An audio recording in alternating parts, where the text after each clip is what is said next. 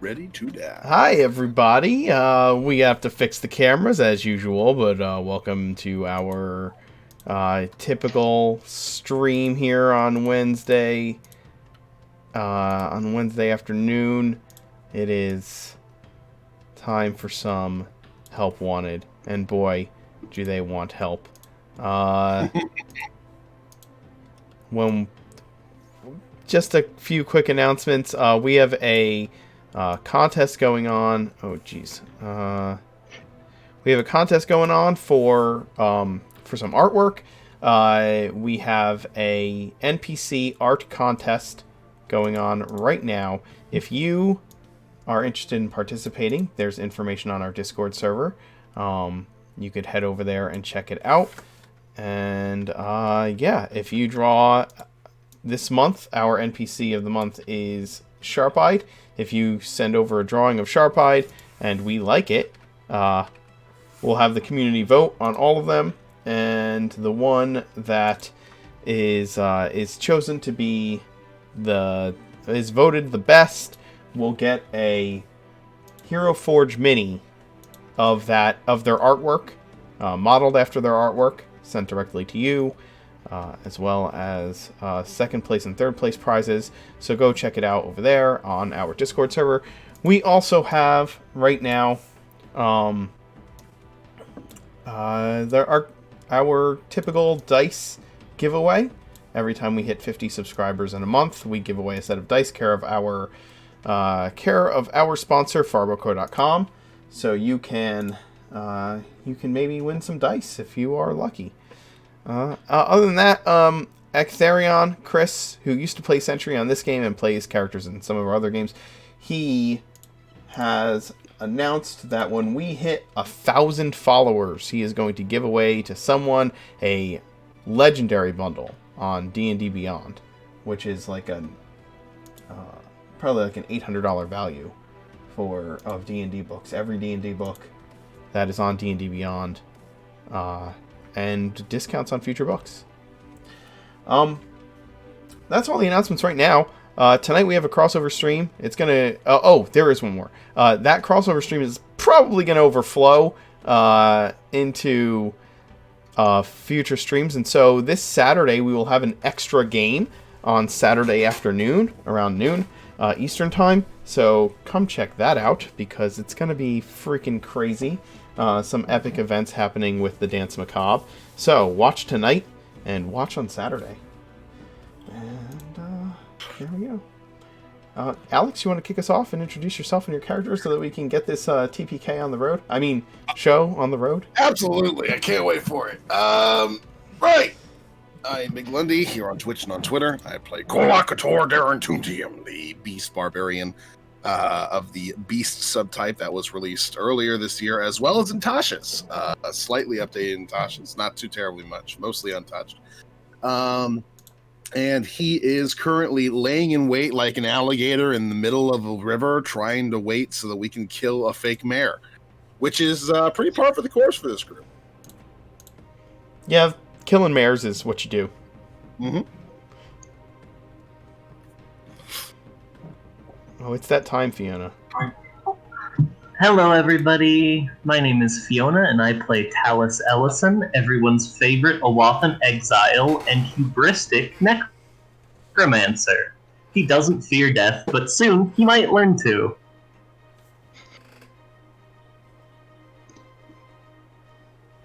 Zoe? Hi, I'm Zoe. I play Nephi, a psionic soul sorceress ghost who is currently inhabiting the body of halfling spy on her way back to Riverdam Raft to find her friends in all this chaos and see how many of us die, you know? Maybe they'll become ghosts too. Narek certainly doesn't hope so. On that note, I'm Mike. I play Marek, the Gloomstalker half-elven ranger, who is trying his best not to become a ghost because he doesn't approve of that kind of thing.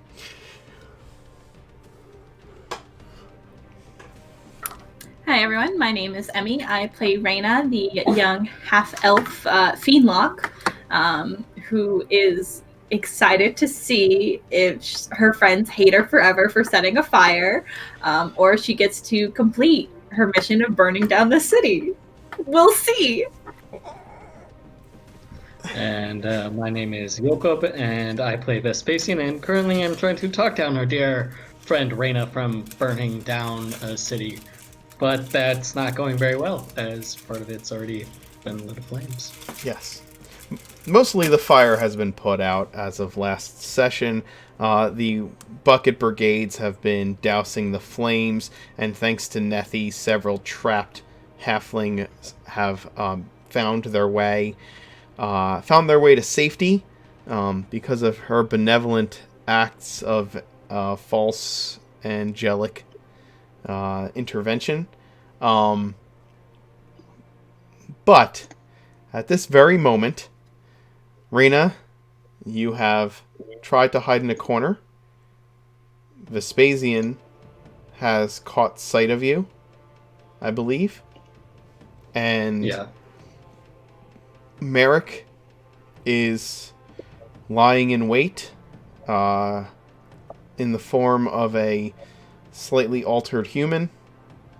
And Kolok is crocodiling in the canal behind the town hall. Hell hath broken loose upon Riverdam Raft, and that hell hath been brought by all of you. You stand there in the square, Vespasian, staring at your companion, who believes she is tucked away out of sight. But you've spotted her. I think last session I was able to recognize Merrick, I believe. Yep. Uh-huh. And that he is kind of with me, and we're trying to slow her down. Mm-hmm. And then I'd look at Merrick and be like, there she is, in the corner, behind that stall. And then run over, and look at her and say, Ray, what's going on? Why do you want to burn this place down so bad? At this point, she's kind of like, she's shaking slightly as she's like trying to get everything together. She looks like overwhelmed and like she's close to tears as she's like looking at you. And she's just, Vespasian, I'm so sorry, but I don't want you guys to die. We won't die. We've handled situations like this before, and we'll handle it again. This is worse. I'm telling you, I know not everyone trusts me, and I act like I don't know what's going on, but please, we are not ready to fight this. Why do you think that? I know, with everything going on, I hope this doesn't sound crazy, but you have to believe me when I say that my friend in my head told me that what we're about to face is too great for us. We're not ready. You mean Nethy told you this? No, my friend who gave me my powers. He knows what's going on. You have to trust me when I say that we physically cannot hurt him. I trust you, That Ray. doesn't mean we say we have to burn down the town.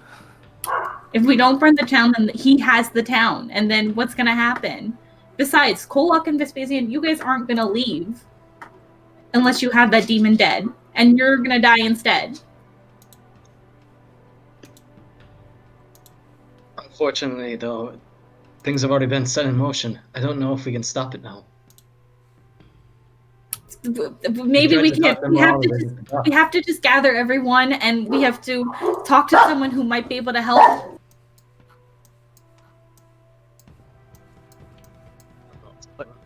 I'll take my cloak off and put this over you. People have been looking for you as it is. Locke's behind the building. Why don't we go and get him? I don't know where the other two are.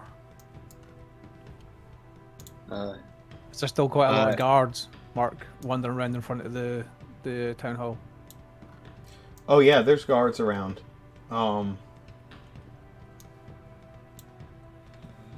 You all are somewhere over here, I believe. You can move yourself around. I think I've gridded this out to the proper size. Yeah, I'd say so. Kolak, you're back here behind the town hall. I did lose the name town hall somewhere on the map. I don't know where it went.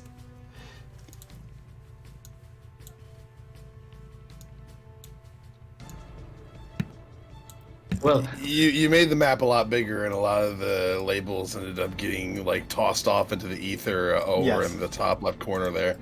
Ah, Yeah, the dancing fox is now sunk into the river. amazing.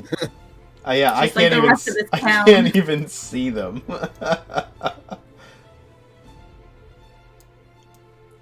Okay, that's fine. well. Ray, you lit the town on fire. Why? Why not just talk to us? Because I didn't know if you would believe me.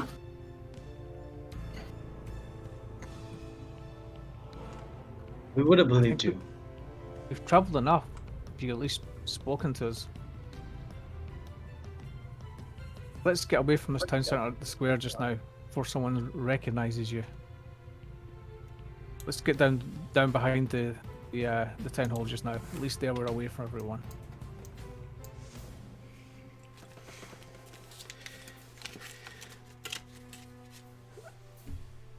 All right. I don't know exactly where you're referring to with that. Where are you referring to, Merrick, with that? Yep. Behind the Behind town the hall. town hall. Oh, you're talking about okay, where Kolak is. Okay. Mm-hmm. Yeah. Yes, we can move there. We should do it quickly.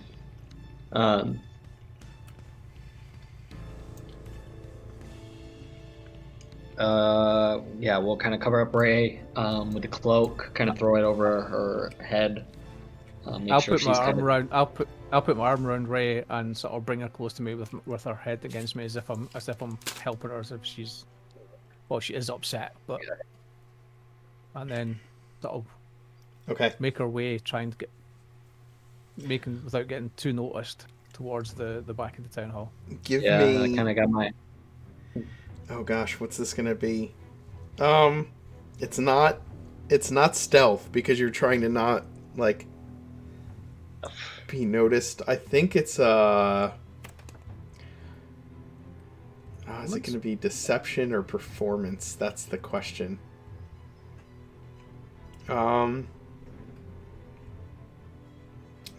Deception. It's gonna be a deception roll, a group deception roll, to try and not get noticed by the guards near town hall, and a couple of people that you recognize were on that raft. Ooh.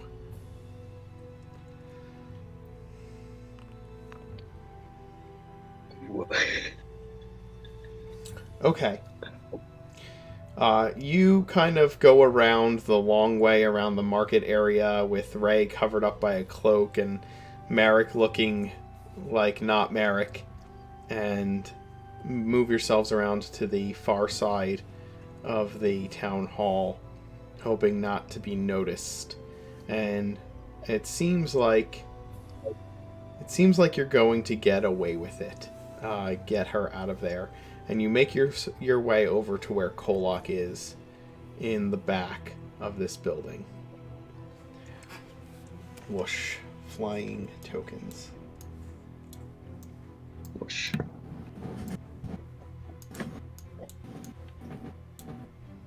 Kolak, Look around. this is the sight you see as they come around the back of the building.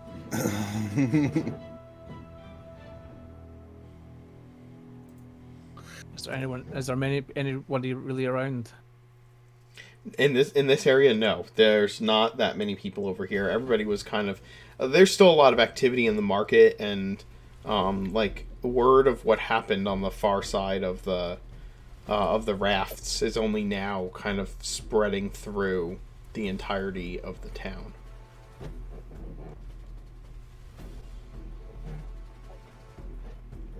I'll signal on the water for Kolok to surface. He will surface and look up to everybody. Where's Talus and Nethy? Don't know. Talus, And Talus went to get his dogs, or his skeletons. Alright, well, we gotta wait until the whole group's here. We're just right now trying to keep Ray from burning down the rest of this town. I don't think we should stay. I don't think we should stay too terribly long, but we do have a job to do.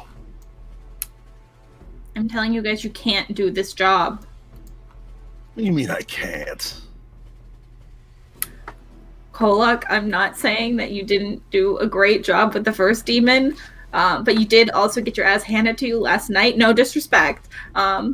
But I'm telling you, right. You can't hurt this demon physically. Our spells aren't going to do anything. Our weapons aren't going to do anything. You can just trust me on this. There's nothing I can't bite through. And if a demon can bleed, then it can die. Yes, but we're too few number and we don't have a plan. I've got a little bit of a plan. How do you expect us to draw it out? Well, drawing it out won't really be necessary. We can go ahead and infiltrate the mayor's office from the outside pretty easily. It's Do going we to see require any Talus and Nethy, though. section? Do we see any windows marked in this area? oh yeah, Like any... yeah. Like, There are offices all around the inside of this building. The first floor is all like municipal offices and meeting rooms and things like that. The second floor, half of it is the mayor's office and the people who directly report to him, and on the other side is the mayor's living space on the second floor. So there are windows all along the outside on the first and second floor of this building. Right. So, I know that there's nothing I can't at the very least bite through. Maybe the rest of you can't do much to it, but you can still support me. And I might have an idea as to how to at least arm one of you.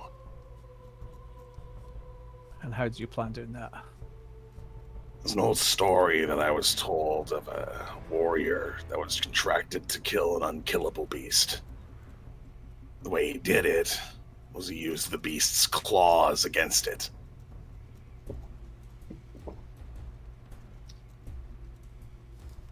If I can bite off one of its claws, that might be useful.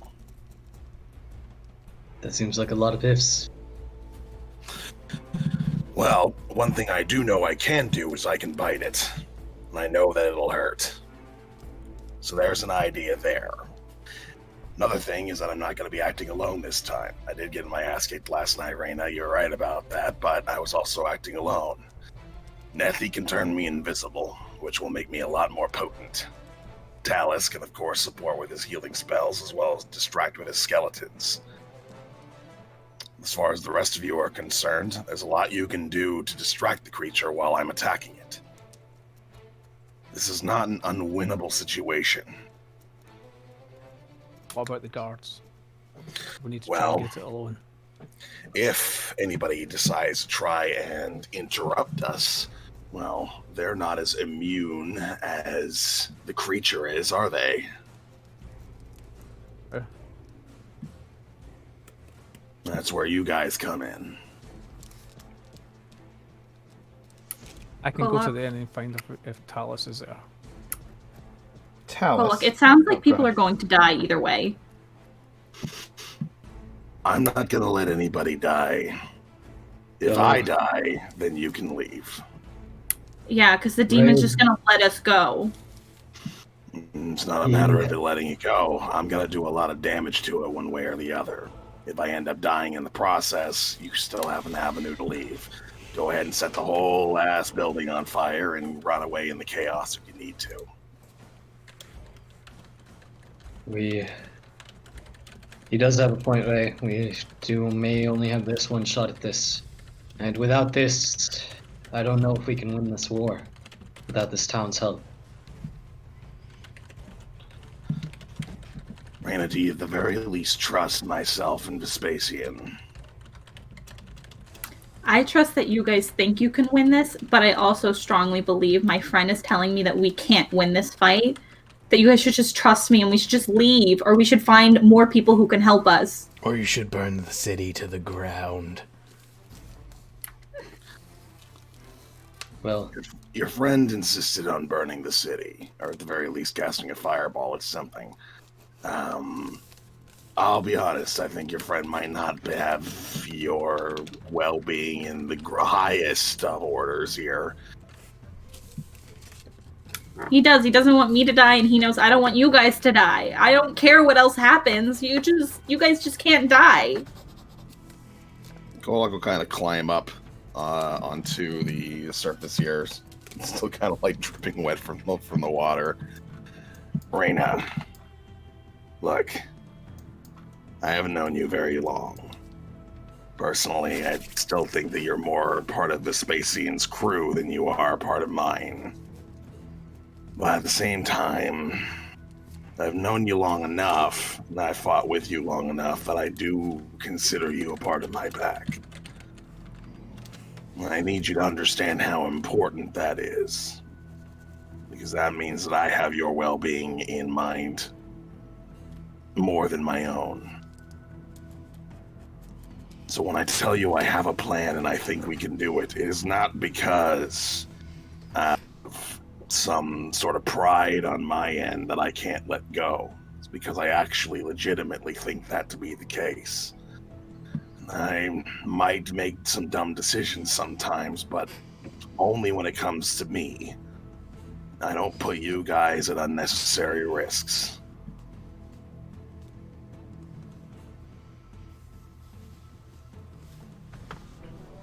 Haven't I always kept you safe? As Kolak is also speaking, it looks like she looks even more worried and freaked out. Oh my god. Kolak, if we fight this, Doggies. Speaking of Talus. No, I'm just kidding. I want to go to Talus real quick. The dogs won't be quiet. I'm sorry I'm doing this to you, Emmy, but it is what your patron would do. That's fine, I know. Reyna, your friend is not the only person that'll be with us. I'll bring someone else as well to help. All I know is if this fight goes south, I will take this city down before I let any of you die. Okay. Fair enough. I'll grant you that. yes. Well, if we die, and there's no point in having this city anyway. True. No reason to have the city in the hands of enemies that we have no leverage over. Oh god. No matter Alright, what, well, there's time for everyone. are you sure you want to try to take it inside such a small room and not out in the open? I think a small room is actually a better idea. If things do end up going south, it's going to be a lot easier for Raina to set the place on fire if it's in a small space. I'll go get Talus. At least I can move through the city reasonably undetected, hopefully. I'll signal to you if there's anything that goes wrong. I have no idea how to find Nethy. Nethy, you'll We just find have to out. pray that Well, she knew where we were going, so... Not like she's exactly bound by physical travel. No. I'll see if I But can it see did her as seem- well. I haven't seen her in a while. I'll be back shortly, That's as good as I can. or as soon as I could, and I'll head towards the inn to see if I can try and find Talus. Talus, tell me what you're doing. You've gone into the inn. So Talus has gone into the inn and is regarding his barrels. And I have a question for you, Mark. Do they look airtight? Do you think they could float?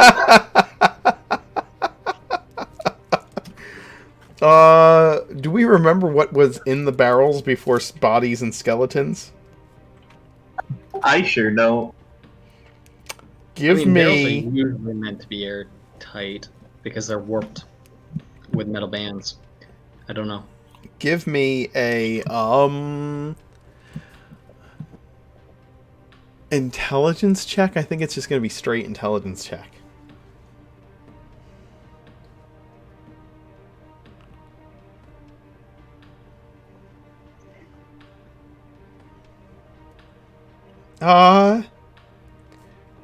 You think you've seen barrels float before. You don't know if these will, but you've seen it done.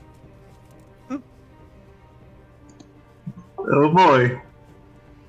You've got how many barrels right now? There's 3 barrels. Are they in a wagon?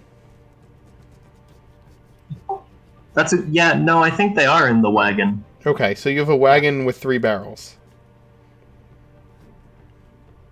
Okay, so Talus has some options here. How many skeletons would you say would be required to move the wagon? Like, if you don't use the horses? Did we leave the horses here?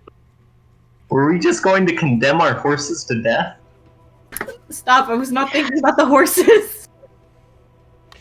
Pretty sure the horses were there too. So yeah, I think your wagon and your horses and your skeletons were all there, because I'm pretty sure the only thing that Talus makes sure he has with him at all times are his dogs. Yeah, the dogs have been left distinctly off of the sitch. Okay, well in that case, Talus is just gonna try to figure out how to ride this wagon over to the mayor's house. Oh, you're bringing it to the mayor. Okay. Yeah, I'm just gonna bring all of our stuff to the mayor as a gift. Okay. Yeah. Do you know how to? Do you have animal handling? I'm assuming you have animal handling. Or land vehicles. I actually don't have. Why don't I have animal handling? I thought, oh, that's right. I had a lot more skills back when I was a lore bard, didn't I? Yeah. I don't have animal handling. Interestingly enough. Oh, that's got to change. Okay. All right. Well, I mean, if you're just gonna ride at a normal clip, there's no need to make a roll. You can drive the wagon. It's only gonna be if all hell breaks loose that you'll need to make rolls. So just be aware that you're not skilled at that. Oh yeah, no, I know. Talus only knows how to drive a sled. Okay. All right. So you start riding the wagon towards town, and Merrick, what route are you taking to get to Talus? I'll essentially go down by the side of the down this way, and then across the bridge, and then that road that leads down, because I think the inn was the building down here. Okay. So yeah, eventually you see Talus riding the wagon up in the direction of the mayor's office. I'll head up towards the wagon. Hold. You got a moment? Talus will stop It's a human. and say, yeah, yes? Can I help you? Do you need something? I hope you can't tell us it's Merrick. Oh, that's good. I was very afraid you were going to ask what was in my barrels. I already know, and that's why I'm afraid. Now, the rest are actually waiting behind the town hall. But have you seen Nettie anywhere? I haven't. I haven't seen any sign of her since, the big fire. I think it spooked her a little bit, but I'm sure she'll catch up. Hopefully. Okay. Pollock's got a plan, and to try and infiltrate the town hall. I think we're going to need your friends on the barrel, unfortunately. Well, I will endeavor to keep them out of your line of sight as best I can. Also, do you know how to drive a wagon? Yeah, move over.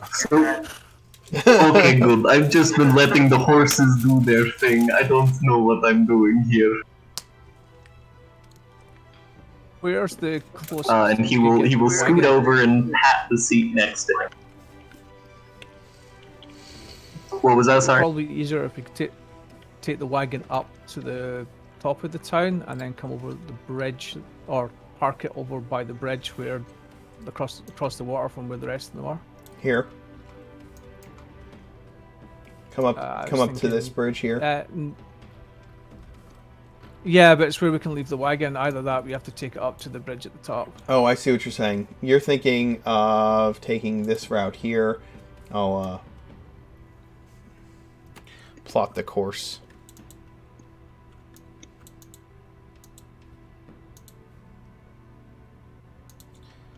That you were thinking about going all the way up this way and coming around. I don't know if we get all...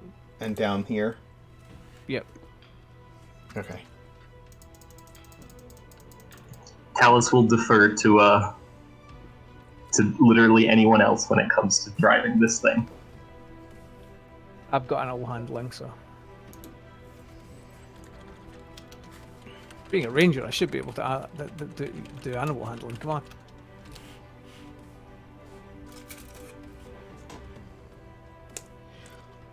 Kolak, if this whole city burns down, Wilhelmina's family is going to die the same horrible death that their oldest son did. Wait, that's right. Her fucking family's here somewhere. I know that some of her family is in my barrels. They'll get to see each other again. Oh god!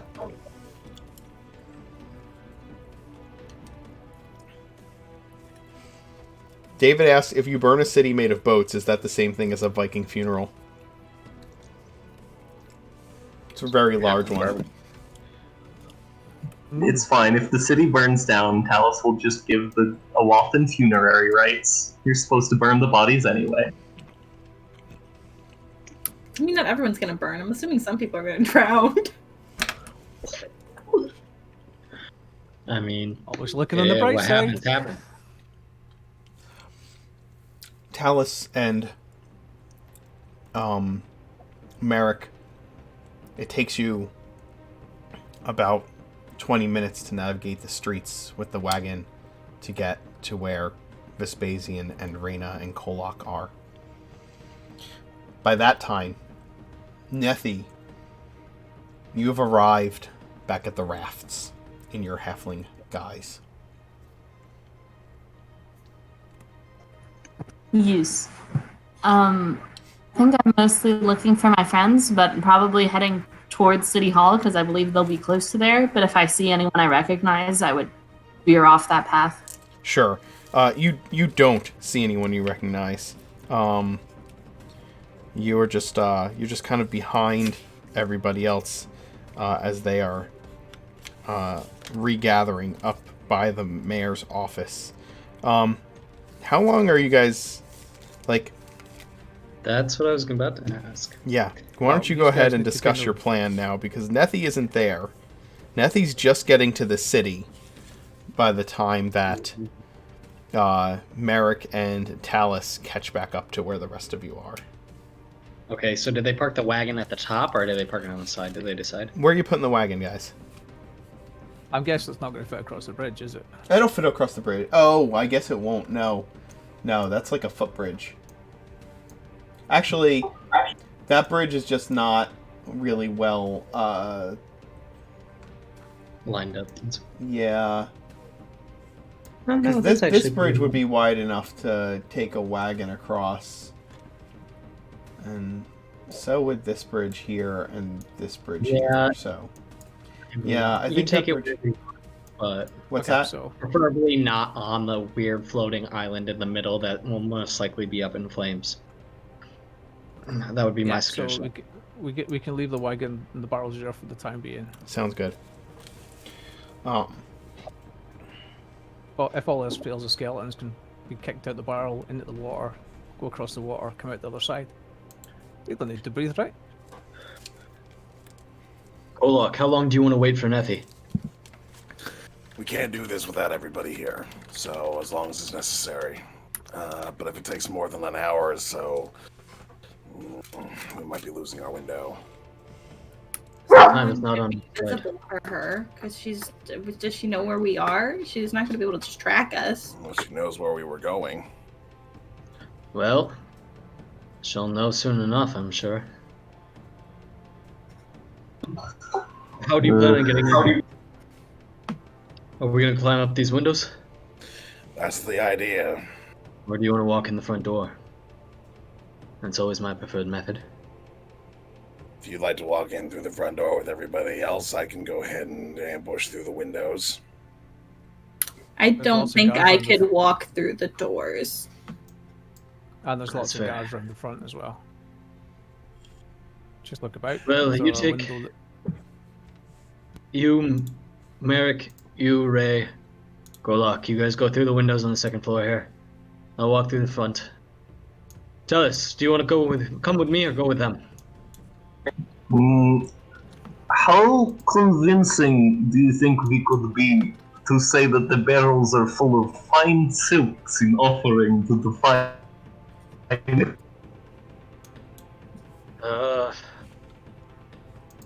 Convincing?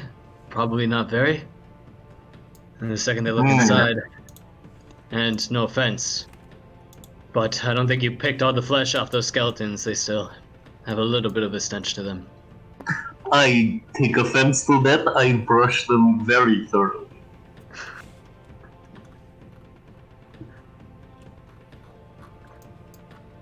Do we have the barrel with the mayor in it, or are we just leaving that one on the cart for now? That let's one leave that can one. stay on the cart.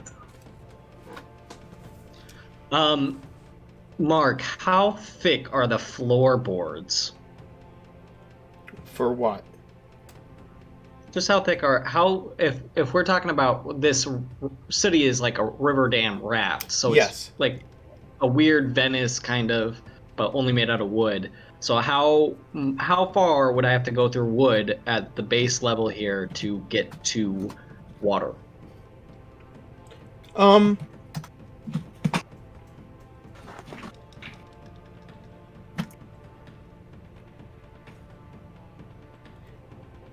I mean, they're strong. There's enough of them and strong enough that they can hold buildings on it, right? So, I think there's a pretty thick lattice work of wood beneath you. Oh, okay. Maybe, Let's see. Yeah. yeah, you know what I mean. It needs to be Well, strong yeah, enough to hold buildings on top of it. Yeah. Yeah. I guess it depends on its construction and design because I mean boats are. That's true. The buoyancy of it could be good enough. Yeah, it's up to you. However, I'm just curious because we would kind of know at this point how thick it is. Yeah. So in that case, it's not gonna that idea that's popping around in my head is probably not gonna work because we don't have any good way to get through that thick of a lattice. Yeah. I mean, I don't know enough about architecture to be able to make or buoyancy or boats to make a real. How thick it is, and that's how thick it is. What's that? I said just decide how thick it is, and that's how thick we'll say it is. It doesn't matter to me. If we don't have to do as many architecture, figure out. Yeah. So yeah, it's a thick lattice. Okay, never mind then. I was gonna say some we can have moved with skeletons, but there are also windows on the first floor here. I think. You think we could just push them through one of these?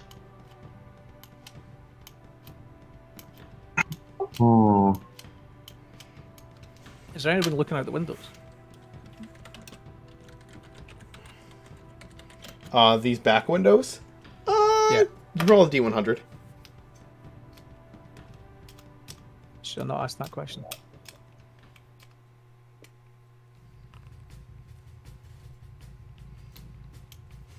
I don't know if that was on the good side or the bad side of 75. You never know. I know.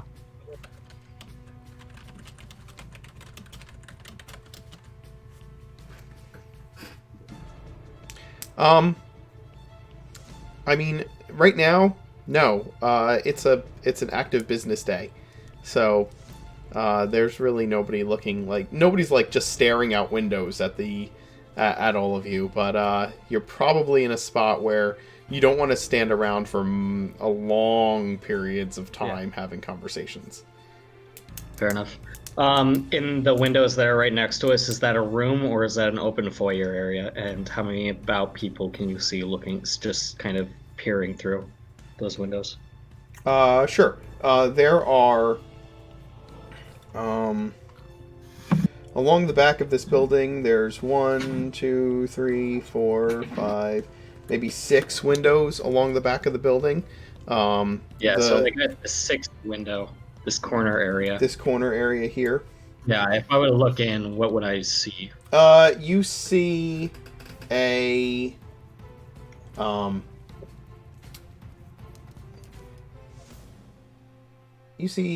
conference room. Like a big table with lots of chairs. Nobody's in there right now. Well, do you want to use that room to start with, or do you want to go up to the second floor? We need to decide probably soon. I agree. We need to decide soon. And there's no clean way up to the second floor, but if we go up there, it's going to be difficult to get any skeletons up to the second floor from here. And we won't have much time.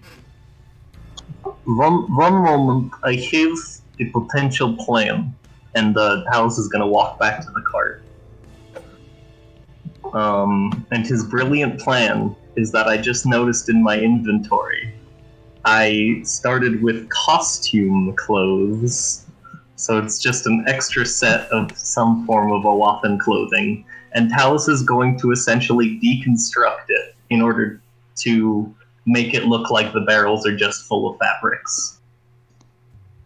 So he is just shredding his own clothing and packing it on top of the skeletons. I think that might work. Alright. I'll go back over and kind of stand and talk to Talos to try and make it look like we're not just all hanging around while he's doing that. We'll go through the front. Merrick, I'll signal you when we are in position. You two, or you three, go up through the second floor windows. Make quick work of it.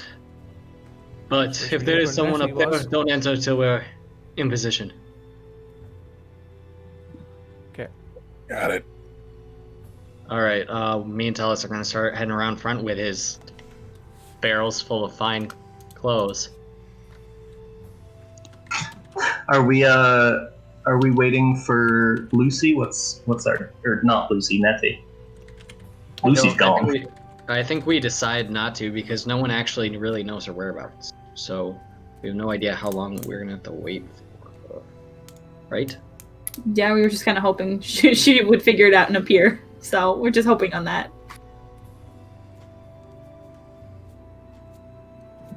Okay, so the skeletons are going in through the first floor. Yeah, we're going in through the front door. With the skeletons wrapped in pieces of Talos' clothing. Oh. No, they're stuffed in a barrel with clothing on top of them. Understood. We'll see. I'm gonna take off my fine cloak as well, and I'm gonna stuff it on top of one of them as well. Not the fine cloak. I know. I'm not gonna shred it though, because I still kind of got a little bit of pride and grace about it. So we're gonna stuff it on top of the barrel, and we're gonna walk up to the front door. All right. Who is walking in the front door? Talos and the Vespasian? Yep.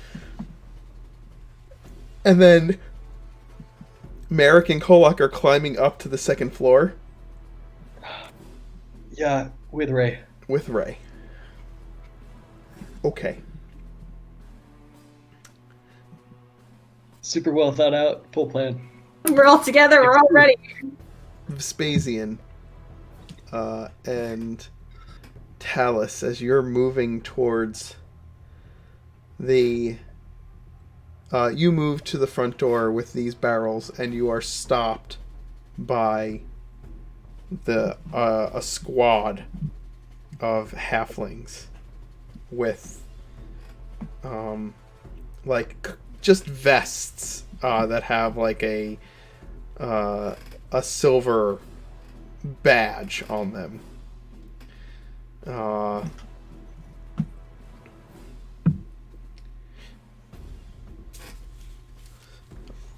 So what's all this? We bring fine silks to the mayor. As well as other gifts. The mayor has ordered something in particular from the Dragonborns, and we are here to deliver. Oh, we weren't told about any deliveries. Well, I'm sure he will understand. It was the mayor's personal request. I It's see. not- Let's pop open one of these barrels. Take a look. Go ahead and give me a. Also, give me a deception roll. You can aid each other. You can help each other, so you can give each other advantage. But only one of you can make the roll. I'm not proficient. I don't know if Yeah, you I'm gonna do the roll. Okay, Persuasion's Look my at that. game. That's pretty good. One of the halflings is gonna come over and be like, "All right, pop it open." Talus will open the lid to reveal. Specifically, he's gonna open the one with Merrick's fine cloak. Or Vespasian, not Merrick's. Right. Behold, some of our wares that we wish to deliver. What's going on? It's quite a bustle today. The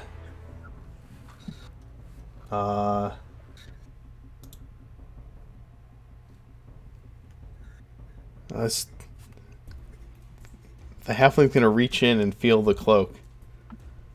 Well, this is some fine silk here. And you said that the Dragonborn sent you? Yes. The Dragonborn, yes. He had green scales. But he regrets that he could not attend himself. But unfortunately, that is all I'm privy to share with you, as the rest is the mayor's direct business. Well, I'll tell you what. If you got all these barrels of cloaks, this missing just this one, it won't be a big deal, right? You let me have this cloak, and we'll just let you in on your way, right? Talus will look at Vespasian and not say anything. You gonna do this to me? What's one cloak out of all this? You got what? 2 barrels here? There's got to be a shit ton of clothing in here. He won't miss one, right? Oh man, you're putting me in a hard position here. Morally, this is a difficult decision. No. I'm gonna get burned down anyway, you might worry. Our lives don't mean as much as this cloak does to me, alright? This is like, he doesn't have any... Put it in a barrel. I know. Are you saying that you would take something from the mayor's personal belongings? I don't want to put it that way. I'm saying that a gift goes a long way towards friendship and trust, so that we can let you go to the I'm mayor. gonna study the crap out of this guy's face. and slowly take out the cloak and hand it to him very begrudgingly. But I'm studying this guy's face because I swear to God, if I ever run into him again.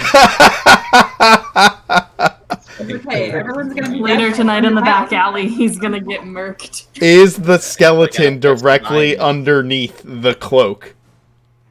Or is there something else? No, Yeah, there was layers. more fabric. Okay, okay. Yeah. So you hand the cloak to him, and he holds it up, and he's like, "This cloak's too big for me, and I think the man's shorter than I am. What the hell is this?" It's They can be layers, tailored. You always bring them to be. and they're from the Dragonborns, and unfortunately, they are also a very large species. Hmm. Yeah, well, I guess you can't look a gift horse in the mouth. All right. And he folds it up. I can get 2 cloaks out of this. And he tucks it underneath one arm. You all have a good day, and you go ahead and you deliver what you need to deliver to the mayor, and we'll say that things went well. If you cause any trouble in there, though, I'm gonna have to beat you to death. He says with a smile. God, so casual. Look forward to it. You look forward to getting beat to death? You No. elves are weird people, I gotta say. I don't know what to tell you. I am a weird person. We look forward to our business with the mayor, nothing more. We promise not to cause any trouble. He kind of gives you a side eye. Yeah, alright. Get out of my face. Oh,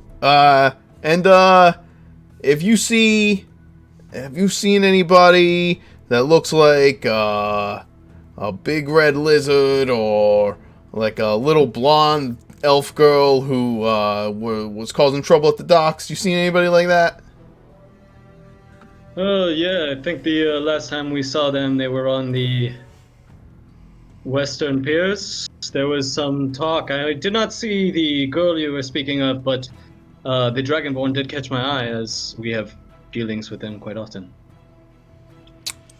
Give me a deception check, Vespasian. This is gonna be... Oh no. Let's take the gamble, right? What fun would this be if this just worked out for me? Can I give my inspiration to him? Yes, you can. I'm gonna give my inspiration to him. Okay. You get to roll with advantage then. Let's go ahead and roll another I'm d20. gonna get better than that. 10 is a pretty solid roll. 10 is pretty solid. Let's see if you get something better. Deception. There's a 14. Yeah. All right. He looks at one of his men and he kind of like points to them to head in that direction. Thank you for the tip. Appreciate it. Yes, I don't know if he's there anymore. It was some time ago, but maybe an hour or 2 hours.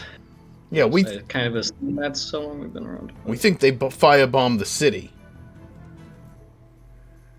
Oh, it must be that's- part of the terrorist organization I've heard so much about. Yeah, Dreadful business. fucking elves. I'm sorry. My apologies. Talus is going to say it's fine. I swear to God, I'm gonna kill this guy. Like, why are we doing this?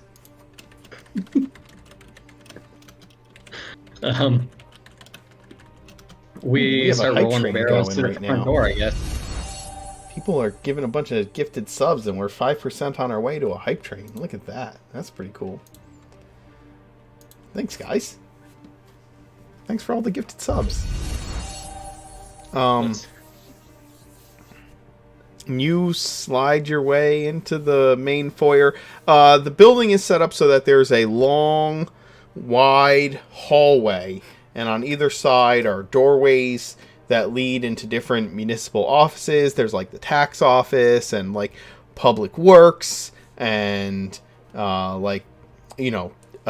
city records, things like that. And you can see signs that are in common and halfling at each of these doors at intervals down either side of the hallway. And then in the middle of the hallway, towards the back of it, are a set of wide stairs, like 3 or 4 people could walk up and down at the same time that go up to the second floor, and then they split off to go back in either direction. Vespasian, you've been in here before. You've seen this. Yeah. You know which way it is to the mayor's office. Yeah, we're going upstairs, and I believe you said his, the secretary's office was to the, I guess when we get up the stairs, it'd be to the left-hand side was the secretary's office, to the right was a locked door. Correct. Yes. When I was at the secretary's office, was it just an office, or was there a secondary door? It was like you went through a glass door, and then there was her desk, like a high. It was like a high desk that she sat behind, and then behind that was the door to the mayor's office itself. Okay. Yeah, I wasn't sure if it was. Okay. Yeah, that makes sense. Merrick, Kolak, and Raina.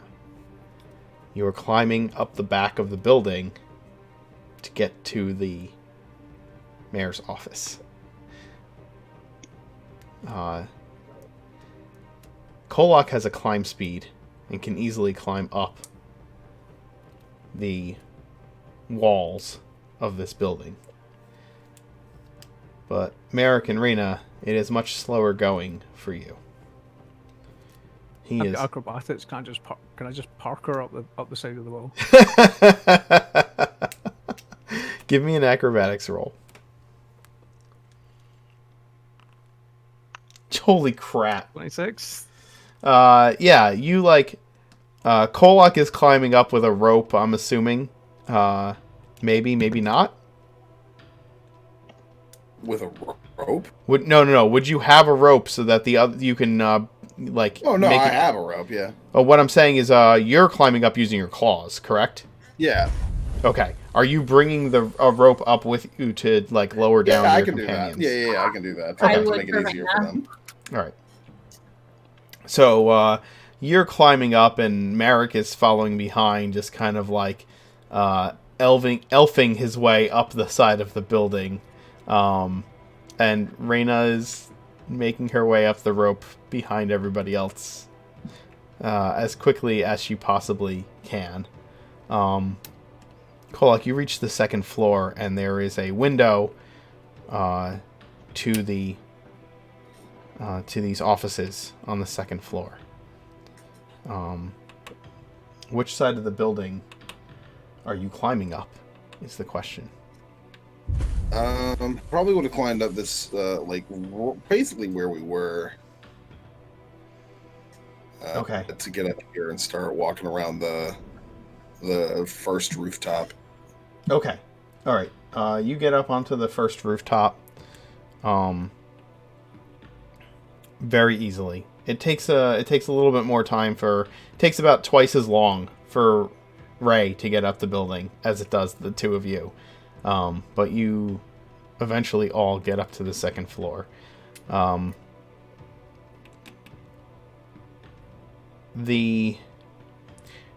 What you're looking at here, actually this is the roof to the second floor. The blue roof is it's all one part of it, okay? It's not like the blue roof is the second floor. The blue roof is just like an upper outcropping from the first roof. Okay? Gotcha. Yeah.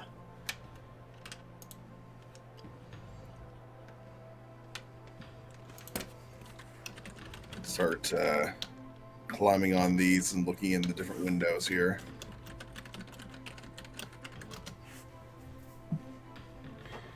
Okay.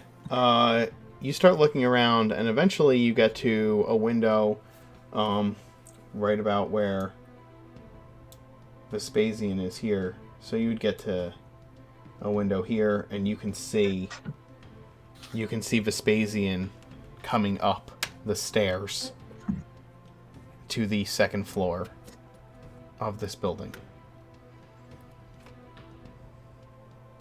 I will be waiting until he finds the mayor's office so that I know which place I'm jumping into. Sure.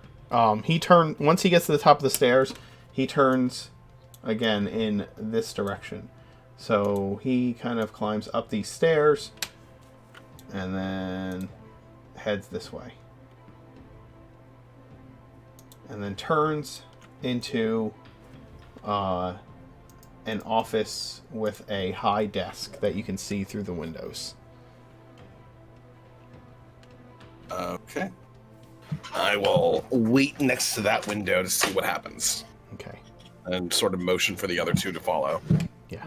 I'll move up close beside them.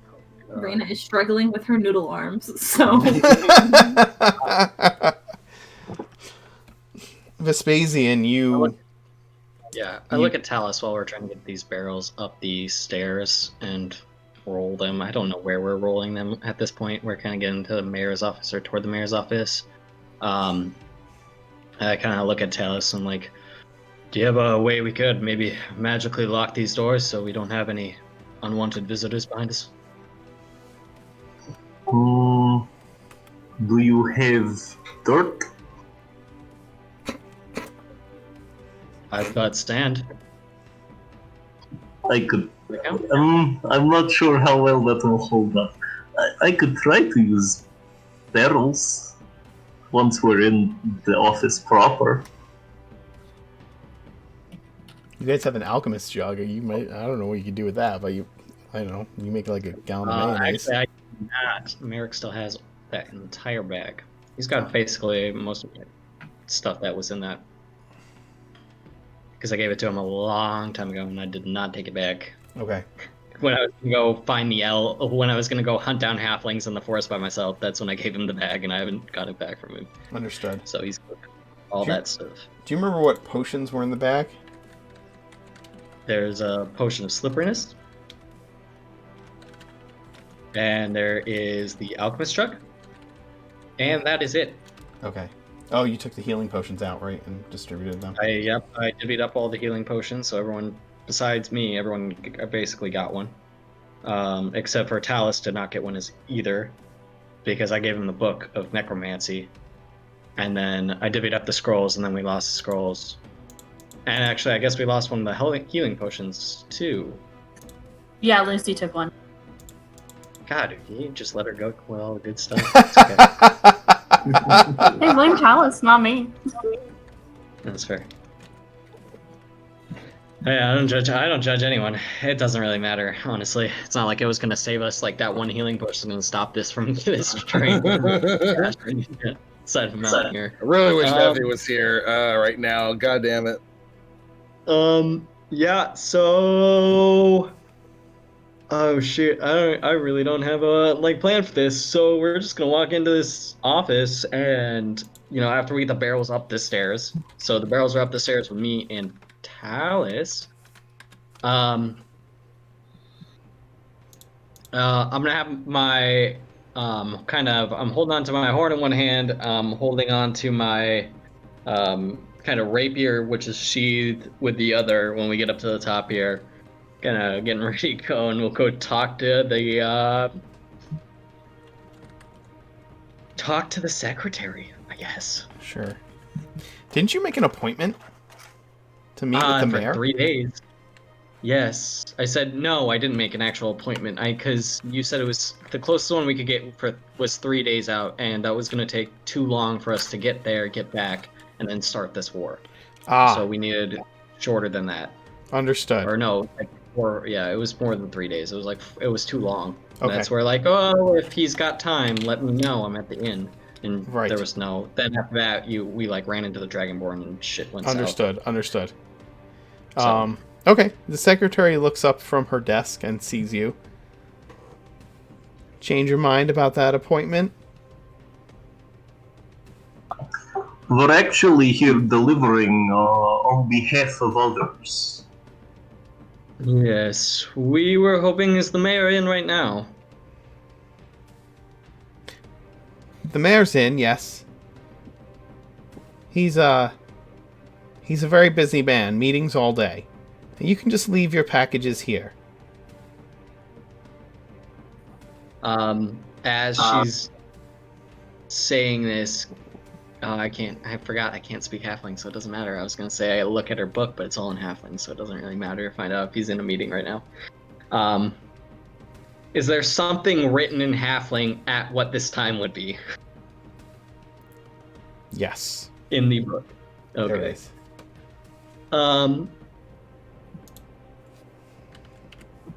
It's a rather urgent delivery. I am to understand from our employer that it was supposed to be made earlier. I'm sure the mayor would want it delivered directly. Yes, you see, we're here on behalf of the Dragonborns. I understand he is probably very urgent to receive his package. Let me see what he wants to do.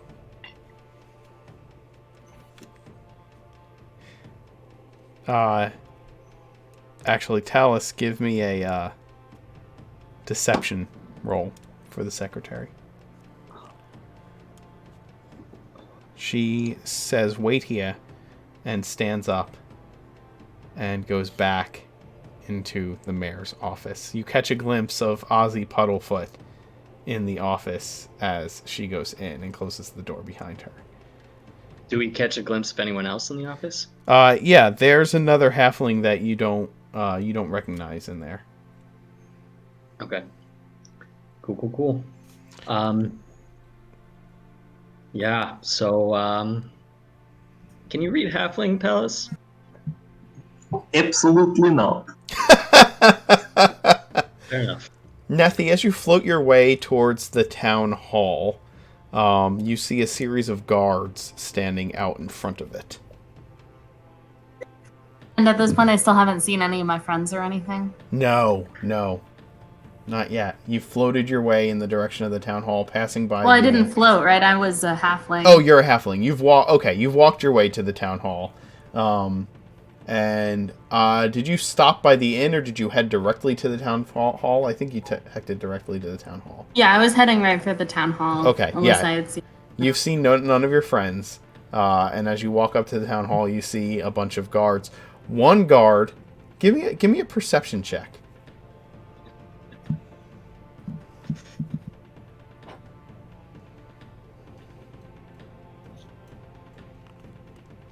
Okay. The guard, and you can pick out the guard who's in charge. He's got a pile of cloth folded under one arm, and he's chatting with some of the other guards. But you can tell that he's the guy in charge. Do I recognize the cloth of Vespasian's cloak? Not from where not yet. That's why I made you roll the perception. Do check. I recognize the coat as Vespasian's? Like I said, I had you make a perception check to see if you would notice that. So no, you just know that he's got a bundle of cloth that is kind of rolled up. Oh, I see. Sorry. Yeah. Okay, I'm gonna. Since I look like a halfling who's been working for the mayor, right? Yeah. Yep. So I'm just gonna go up to the head guard and I'm gonna ask, have you there's a few people I'm looking for. Have you seen any of them? There's like a blue tiefling, like a half elf with red hair, an elf, red dragonborn, any of those?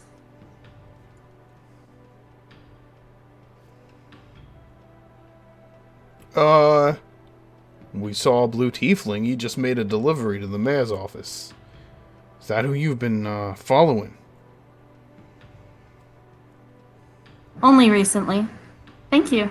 And then I'll go inside. Well, hold up, Tommy. How's the wife and kids? Oh, I couldn't say. I've been out all night. Hopefully they're doing fine without me. Yes.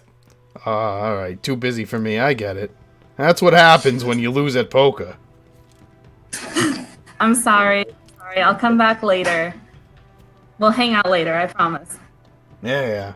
Go report or whatever the hell it is you gotta do. We'll see you. And then I'll go inside. Okay. Vespasian.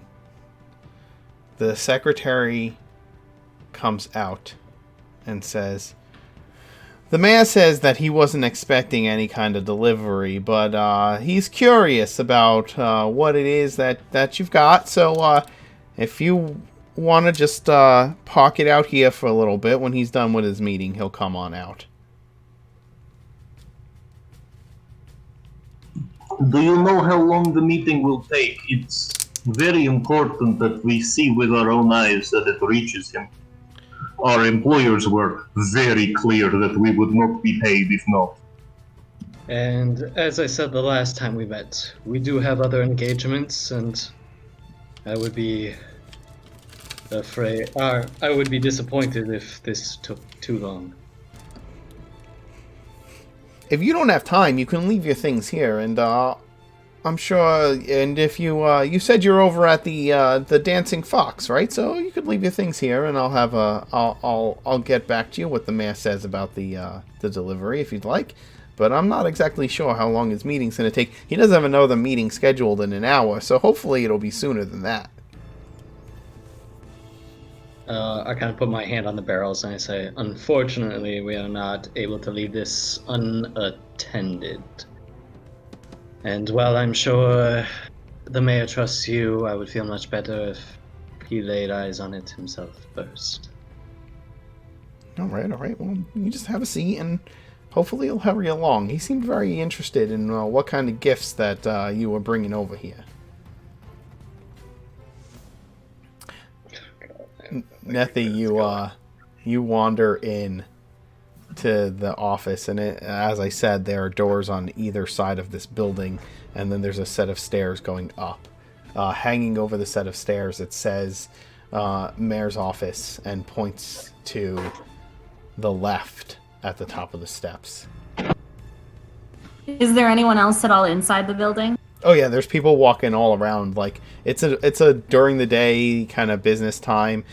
People are moving in and out of the various like municipal offices down on the first floor. I would approach someone and just, say, "Hey, I'm sorry to bother you. Have you happened to see a blue tiefling around here, or where he might have gone?"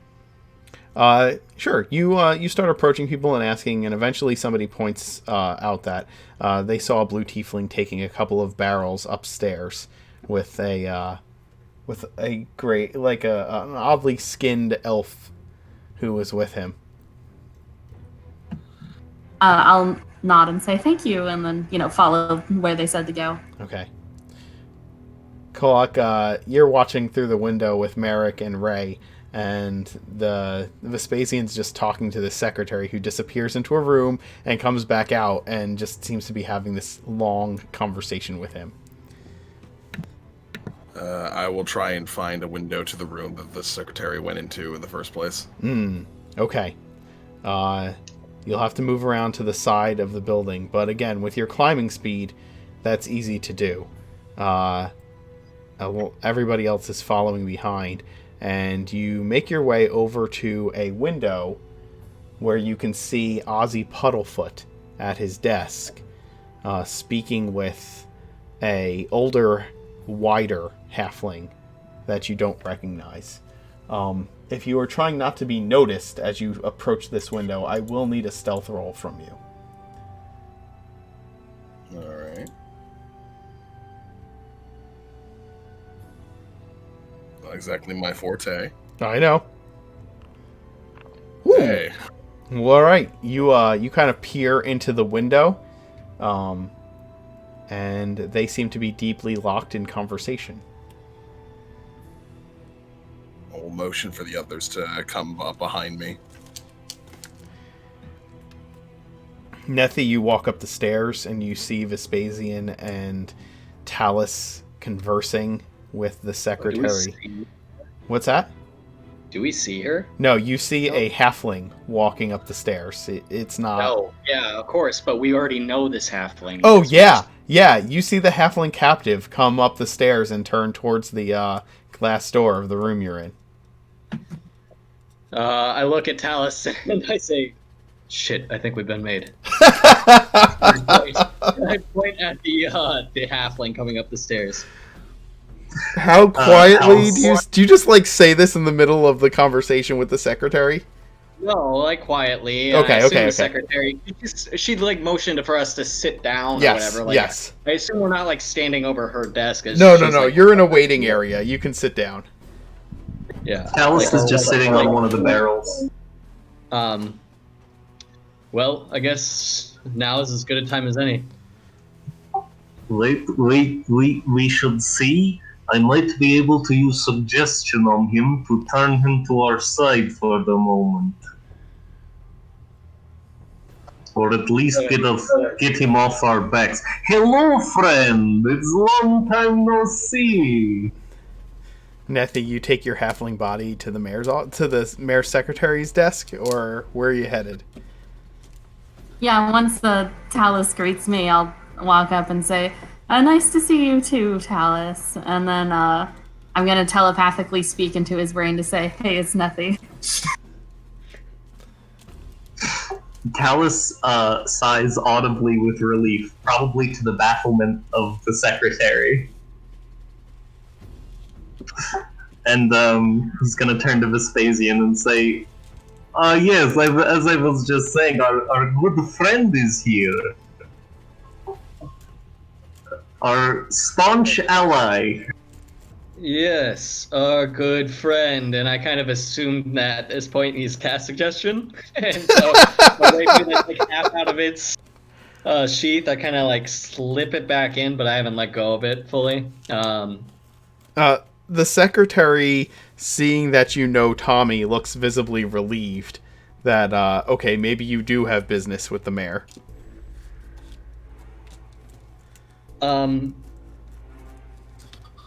At this point, I look at Talus and I say, I think it's time.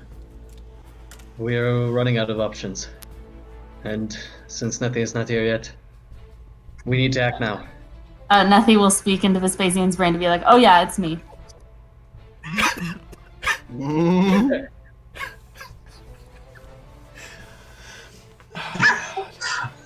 Our dear friend, we were hoping to meet with the mayor, but the secretary says there's a meeting going on. Could you maybe mention that this is important business? I mean, sure. It is quite important, but I mean, I'm sure our dear secretary knows that already. Yes, Talus, do you mind maybe suggesting a faster course of action here? Talus is going to turn to the secretary and say, oh, good point. I forgot to mention. The mayor, I believe he already told you about us. It was an unscheduled meeting due to the nature of our delivery. He didn't want anyone to know, but you should really let us in. And he is going to cast suggestion. Okay.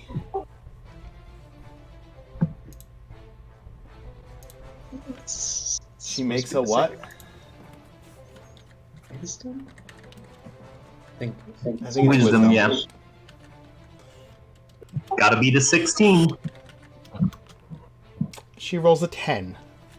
Nice.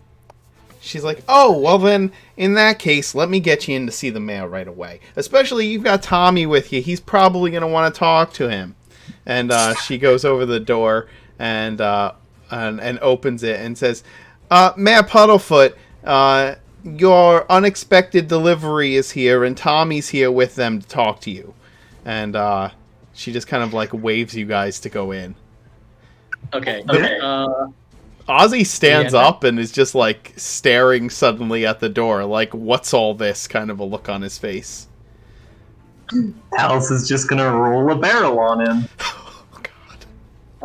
I'm also going to. Can I roll to see if I can see our friends out the window peering through? What's your sure, passive? roll higher than an 18. Yeah, what's your passive passive perception? Is it 17? No. My passive perception is a 17. Okay, then make a roll and see if you get higher. Yeah, I mean, we'll try. You can try. That's a 13. No, you don't notice that. I kind of look at Talus and I say, "No, it's as good as time as any." Okay. Huh? You guys gonna close the door behind you? Yeah, Talus is gonna close the door behind him, and say, "Dear Mayor, we finally meet. I've been looking forward to this delivery." Oh, good God. All right, let's. Mayor Puddlefoot stands up and says, "What's the meaning of this?" Like I said, we have a delivery. And then Talus is going to stab his spear into the ground in order to jam the door behind him. Oh God. The And other then person, the other I'm halfling gonna in there do- is this large, maybe slightly over middle-aged halfling that is looking back and forth between the mayor and all of you, these strange Yep, newcomers. When this happens, I'm going to take out my horn, which I already kind of had in my hand, and I am going to blow on it, and Merrick is the only one that can hear it. And Okay. he is going to hear a very audible sound echoing through his ears. Brrr. Horn of Hold silent up. alarm. Now. That's okay. Well, he says now, so Kolot's gonna crash through that window, screaming, "Special delivery!" Oh my god. Around the same time, skeletons are. Well, I guess no. I'll wait for them to burst out until Talus can give them some orders.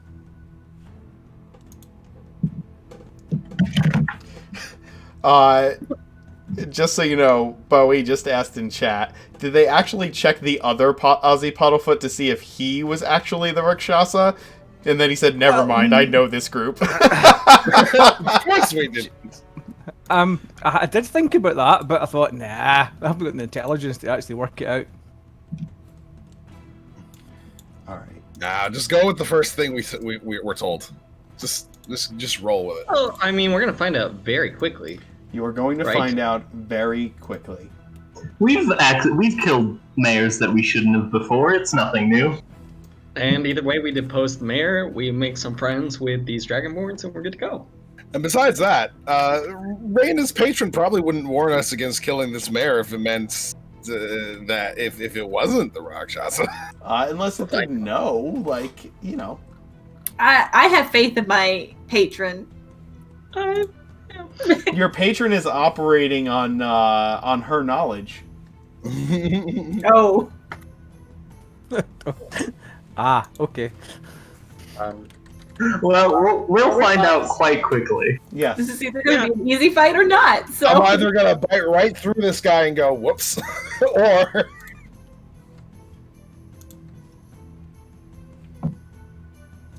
Go ahead and put yourselves where you would be on this map. Yes. It's dark. Oh, is it? Oh, I'm It's sorry. very dark. Sorry. That's my fault. Did I not mention his office is a void? Yes, it's a black void. Which is what we might be seeing Should we quite a lot roll of for shortly. initiative while we're- Excuse me. Oh, pardon me. There you go. You should be able to see now. There. Oh god. This is a very small space. They're halflings. Yes. I'm just thinking 12 skeletons. 12 skeletons. We just rolled 12 skeletons into this door. Technically only 9. I haven't been able to refresh in a while. Oh, that's fair. Well, I guess we'll have a couple more bodies maybe at the end of this too. Spend some time. Let's see. I'll just use this for now.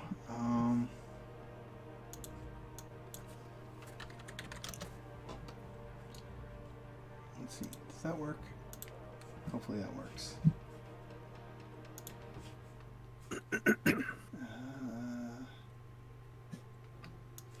We'll just do that for Mayor Puddlefoot. And then just, we'll just use this guy for, we'll just use that token for now, for the other guy who's in here. Sounds So you good. roll in, and you've jammed the door. Yep. Yep. Okay. Mayor and shirtless halfling. Yeah, he's not shirtless. It's just the best token I can find for now. Yeah, I'm fine with it. You do you. Hey. It's cold. When we jam the door and break the window, he just flexes and his shirt rips off immediately. Yeah. It's a reflex. Yeah, it's just out of fear. It's a fear effect. He just gets scared and his shirt rips off. Roll I mean, initi- I know that's what happens to me. Roll initiative.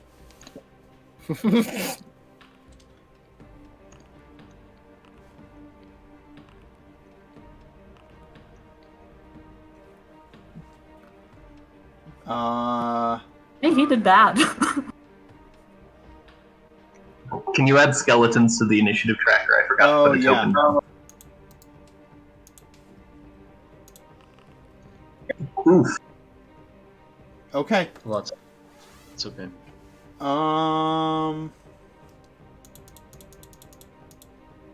Well, Merrick, Kolak has just broken through the window. What are you doing? So Marek steps up behind Kolok, looking in, and begins to sort of pray to the figure he saw in his dreams the other night.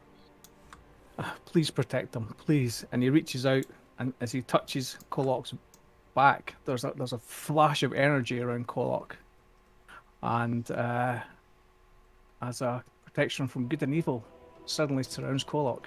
Ooh. Marek Nice. casts protection from good and evil without really thinking about what he's casting. He's just praying for aid. Can you throw that up onto the chat for me?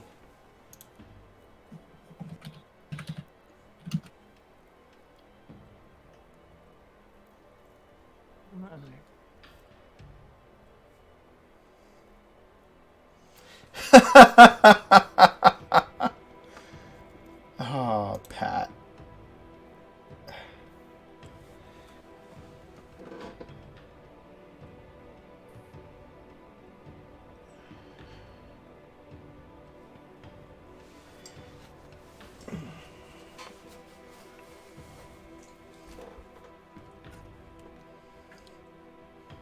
So there you go. Until the spell Okay, ends, thank creature you. touch is protected against a whole bunch of things.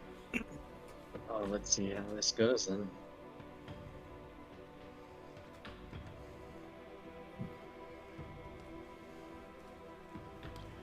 Okay.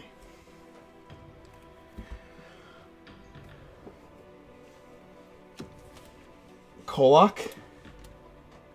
Well, Golok's going to just presume that this mayor is all disguised. So he's going to go ahead and rage out with his mouth growing, and he's going to take a bite out of him.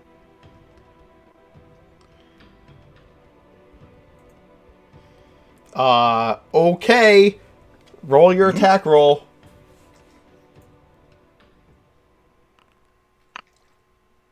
$16. Now we find out if it hits.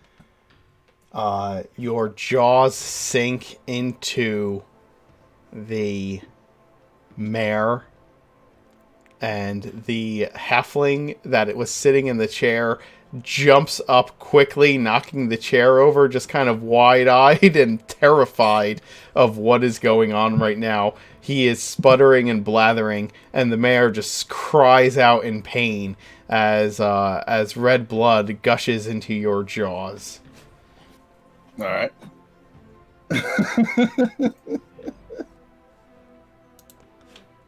Roll your damage. And damage. Okay.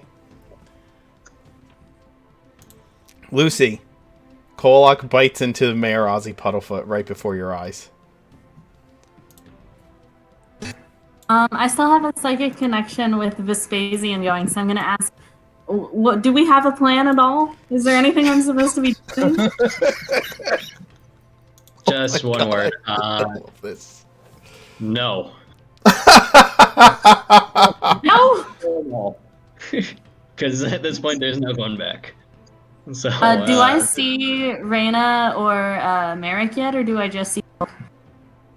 You could probably... You saw Merrick step up and reach through the window and touch Kolok's back. So you can see Merrick. Okay, but I have not seen Reyna. No, you have not seen Reyna yet. Okay, you're I'm currently going a to. I'm going to try to use my psionic abilities so that I don't have to use verbal or like motion components. Okay. So if I roll higher than the spell level, then I can cast greater invisibility on Kolok while it looks like I'm doing nothing. Is that a touch spell or is that a range spell? Oh, good point. Let me check. And also, I'm sorry, Kolok, I didn't mean to skip your second attack. I see it there, and I will take the damage off. Okay. Sorry about that. It's a touch spell. So I will go up to Kolok and try to look like I shove him away, but I make him invisible. Okay, go ahead and roll up to Kolok. And, yeah.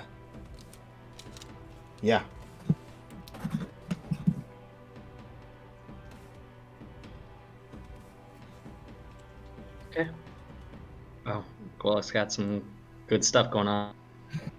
Yup. And then I'm gonna use my bonus action to speak into Kolok's mind to say, "It's Nethy. You're welcome. Don't hurt me."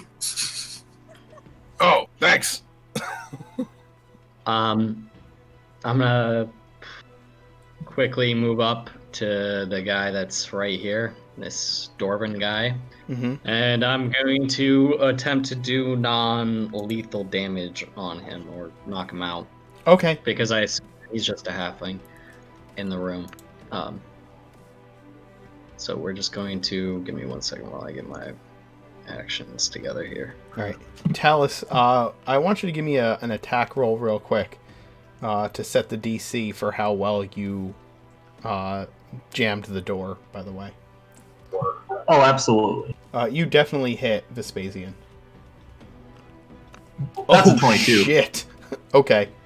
You That's really... the best spear attack Talus has ever done. Yeah, you really do that. Okay, so you do 10 non-lethal damage to this dude. And he is going to go unconscious.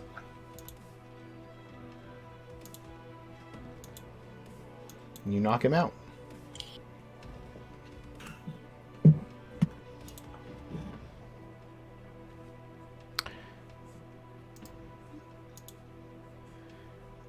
Reyna? Actually, are you doing anything else with your action, Vespasian? No, I'm not a bonus action kind of guy.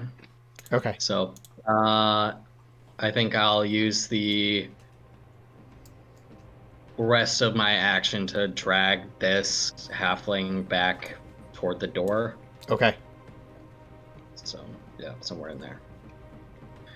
Wherever I can get him as close to the door or where Talus is at by that spear as possible. Kind of next to Talus is where I'd try to put him.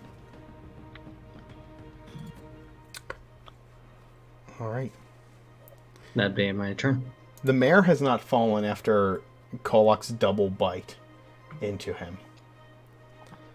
That's good news. Ironically.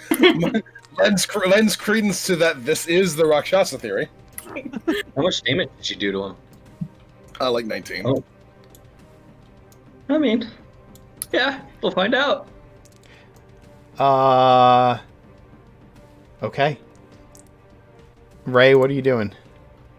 So I'm assuming I can't get through that window, so I want to see if I can move over and try and open the other window and slip through. Okay. Make a climbing check to climb along the wall to the... Well, there's a roof there, so you're on the roof, so you can go ahead and go over there. That's fine. Perfect. I was like, please don't make me do that. And you fall 2 stories.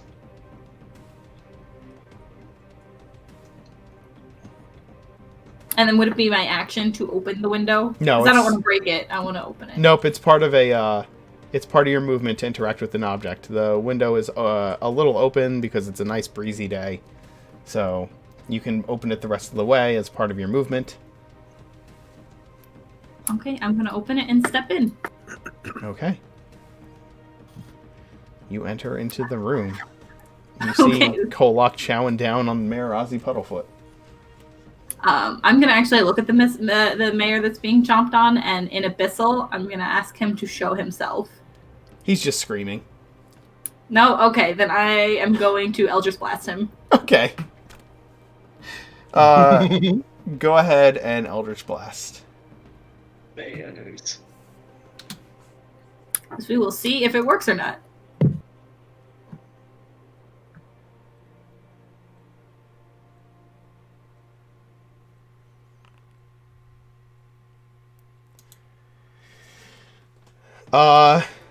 The Eldritch Blast strikes Ozzy Puddlefoot in the chest and seems to wash over him without any effect. Boom. Yep, it's him. There's the evidence. There's the evidence. There's the hard evidence. And now we're screwed. That's One time. You know, a lot of doubts going into this, guys, but a lot of them washed away just with that.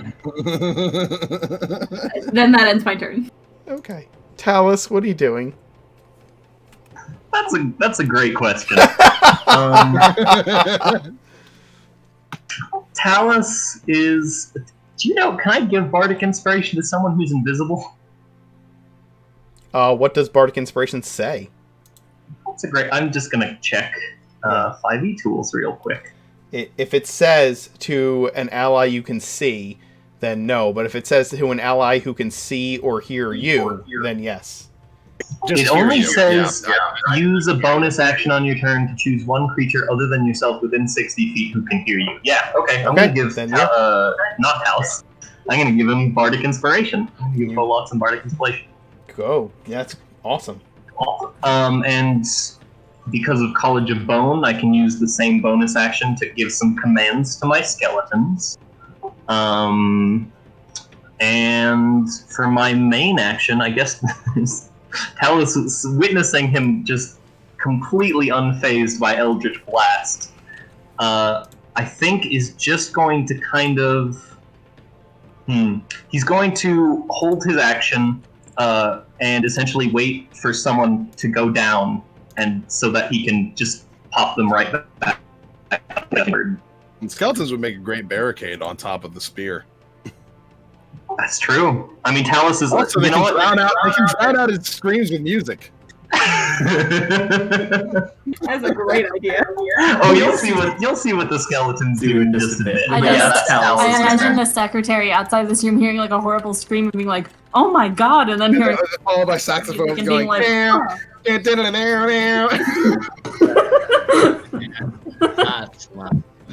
That's Talus. Grim is actually after Talus, isn't he? Grim is gonna run up and nip at the mayor's heels in order to give the help action to Kolak. Okay. Grim. Okay.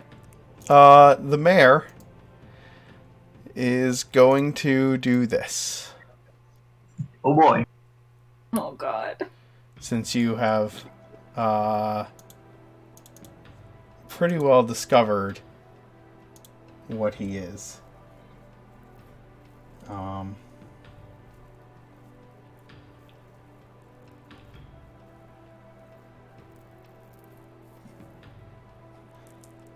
First thing he's going to do is...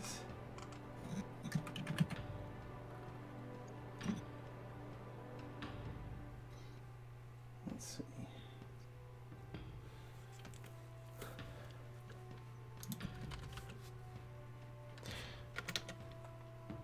Give me a second.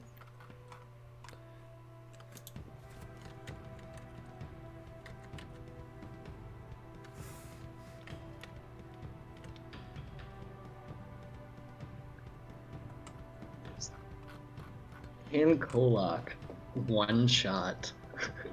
Go mono. Like Being this one is shot Kolak, that's whoo boy. Well, you know, if I'm not saying if he can get one shotted, but can he go mono e mono basically? Because that's what it basically is you pretty close. I think Ray's the only one. I'm that can uber buffed right now. Protection from good and evil, bardic inspiration, invisibility. I'm very buffed. Yeah. Which we're gonna need here going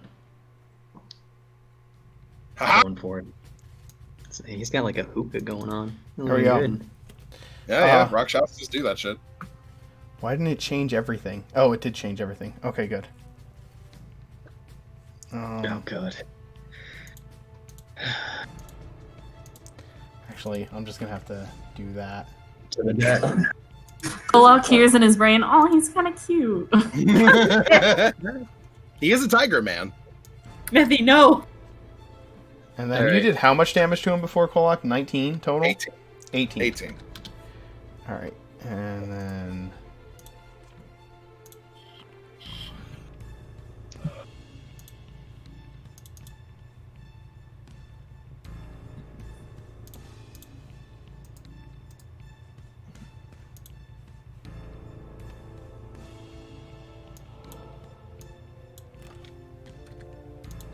Okay, there we go.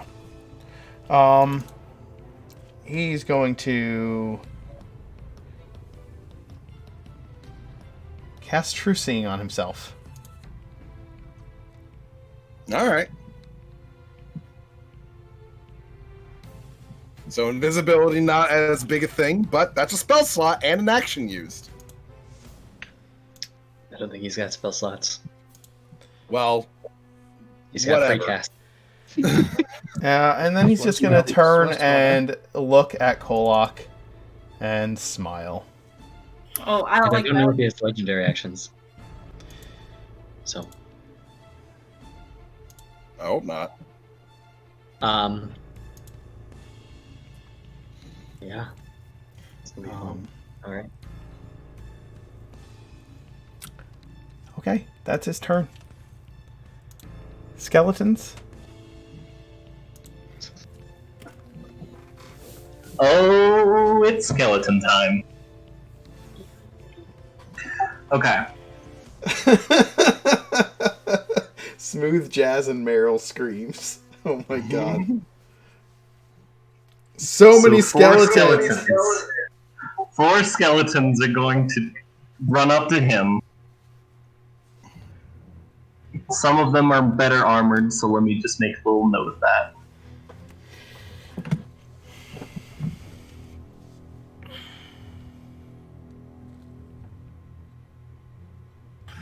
I'll do that at the end.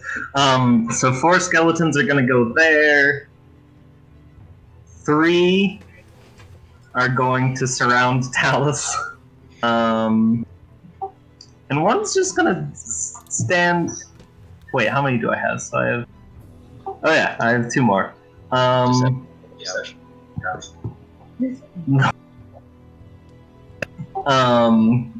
some skeletons are just going to form some walls in front of people. The 4 skeletons surrounding the Rakshasa are not going to attack him, but are instead going to start hacking at the ground under him with their swords, to essentially make it so that if he steps in the wrong place, it will break and his leg will fall through the floor.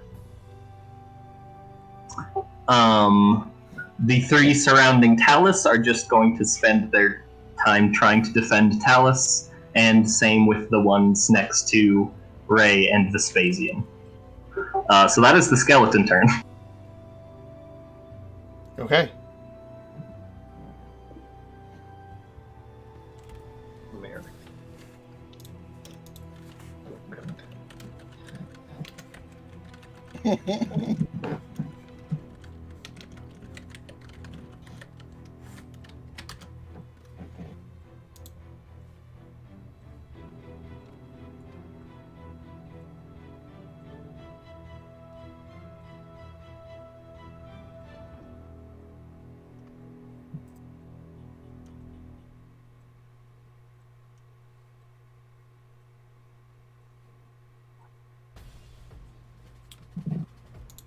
Oh, it's the Tiger Man. Yeah. I know. Good. I love his pointy little boots. It's too bad I didn't get a meeting with him before. We could have really shifted this party's alignment pretty quick. Yeah. You just walk his boots.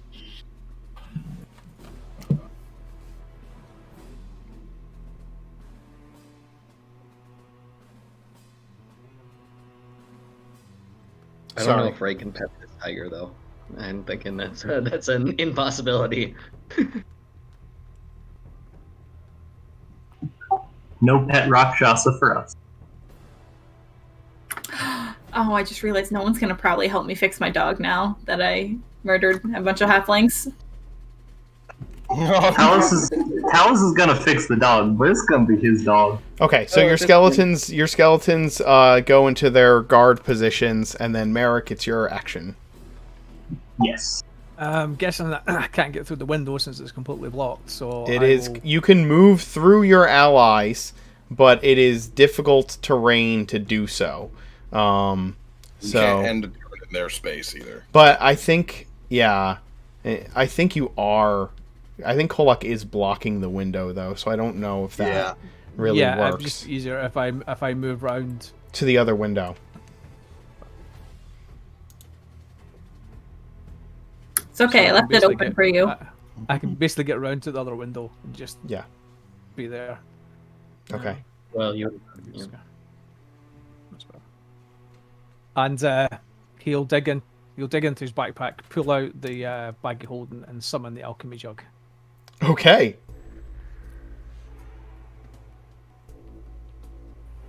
All right. Kolak. So I'm going to start trying to bite off one of his hands. Okay. Make a...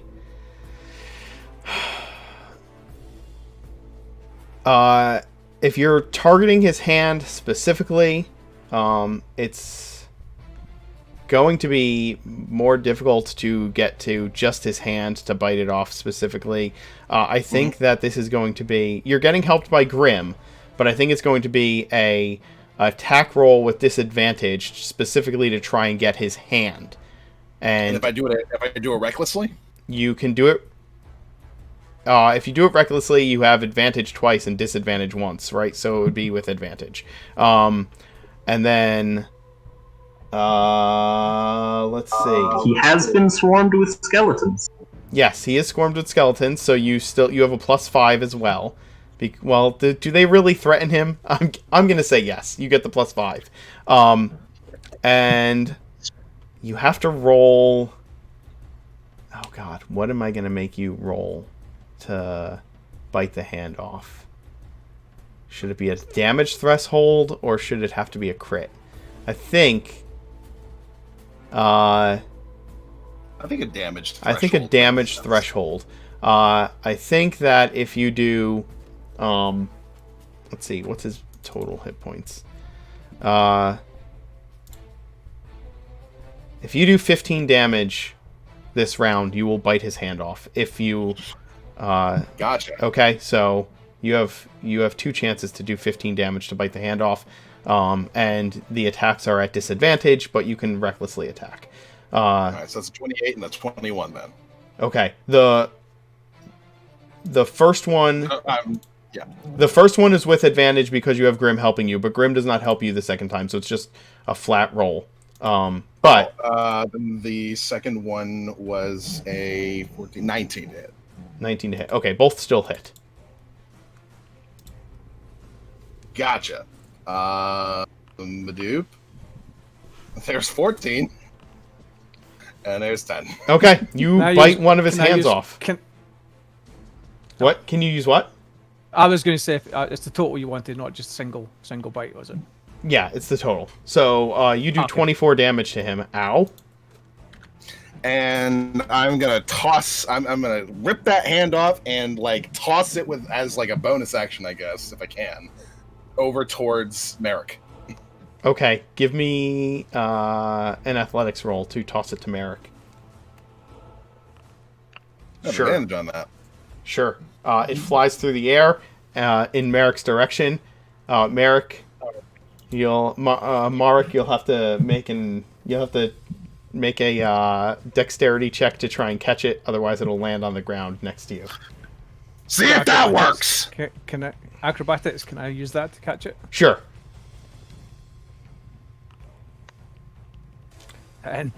10. It lands on the ground right in front of you. You jump up to catch it, and it falls short and hits the ground near your feet. There is now a bleeding Rakshasa hand little bit while I was tossing it, so it fell a little shorter than you thought it would. Yeah. At least it's not undead. It's just slightly dead. It's just dead. Yeah. Lucy?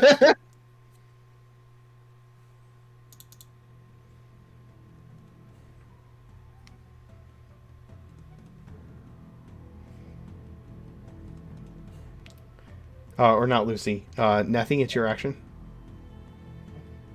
So it's still on the ground right now, right? The hand? It's right in front of Merrick. Okay. For my bonus action, I'm going to speak into Merrick's mind. Okay. And I'm gonna say, hey, the short one is me, Nethy. Don't hurt me. I'm just slowly letting everyone know. Yeah, just making sure And then everyone I'm going is aware to- not to hurt this one. I'm gonna use Mage Hand to, place it into his hand, and I would like to roll my psionic die to see if I can do it without. So I do that without, visibly doing anything. Sure. Okay. Grab the paw.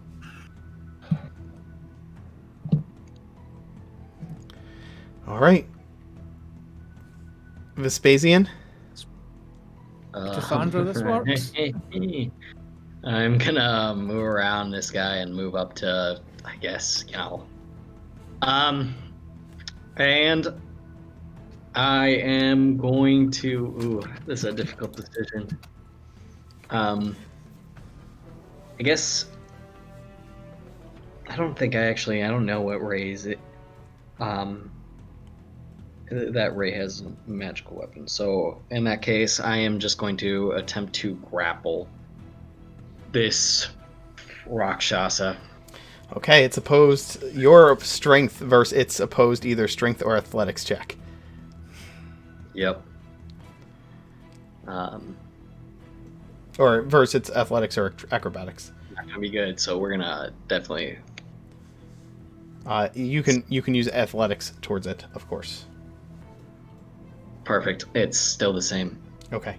Go ahead and roll. Because I am a dexterous kind of guy. Yeah. You're going mono to mono with a tiger. I don't really have that many options, and after I watched that kind of the Eldritch Blast go around him, I'm like, maybe Emmy isn't lying about this whole immunity to literally everything. Yeah, it slips through your it slips right through your grasp. Yeah, I figured. With that, I'm gonna move away. How far? I move just right beyond where its reaches. I don't know where that is. But I'm gonna move in that direction. Which way are you moving? I'll probably move to here. All right, it's going to take its attack of opportunity against you. Perfect. That's the idea. 22 to hit. Might hit once, twice. You take 8 slashing damage. Okay, yeah. Sounds good. 8 slashing damage. Nice. Okay. Please make note somewhere that you were hit by a Rakshasa. Oh, I don't like that. Yep. I will. Noted. I very much don't like the sound of that. Ray, it's your action.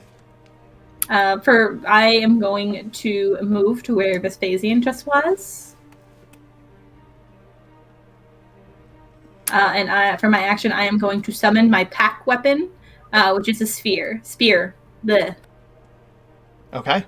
That counts as a magical weapon. Yes, it does. Uh, And I don't think I can attack with it now, so I have to wait until my next turn. is it an action to summon your packed weapon? Yeah. Question: your packed weapon, is it summoning your packed weapon is just a actually is it? Can you link your packed weapon? Actually, I'll just look it up. That'll be easier that way.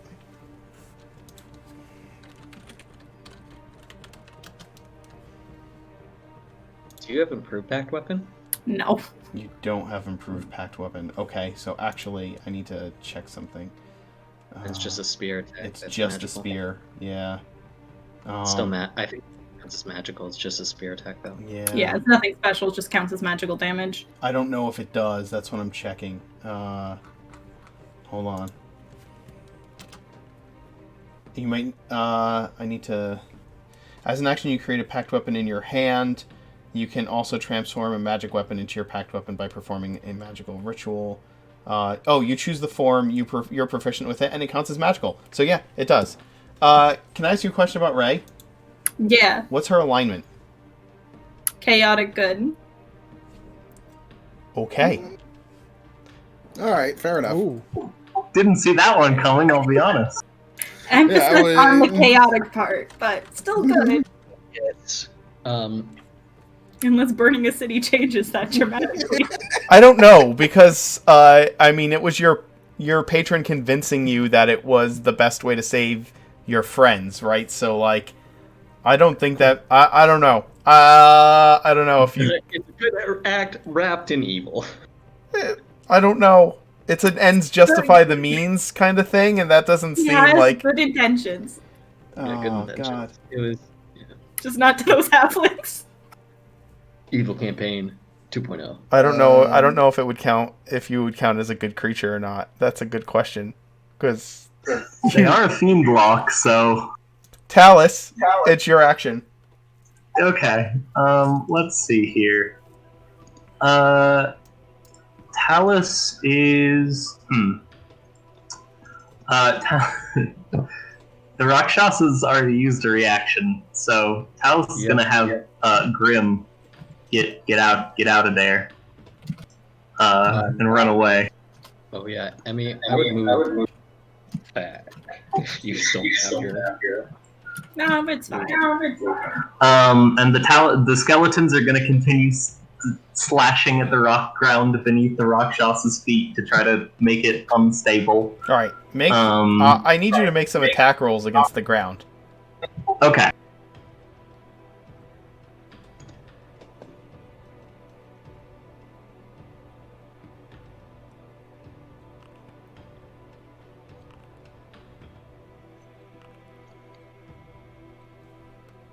Or wait, I'm sorry. The skeletons shouldn't be doing that yet.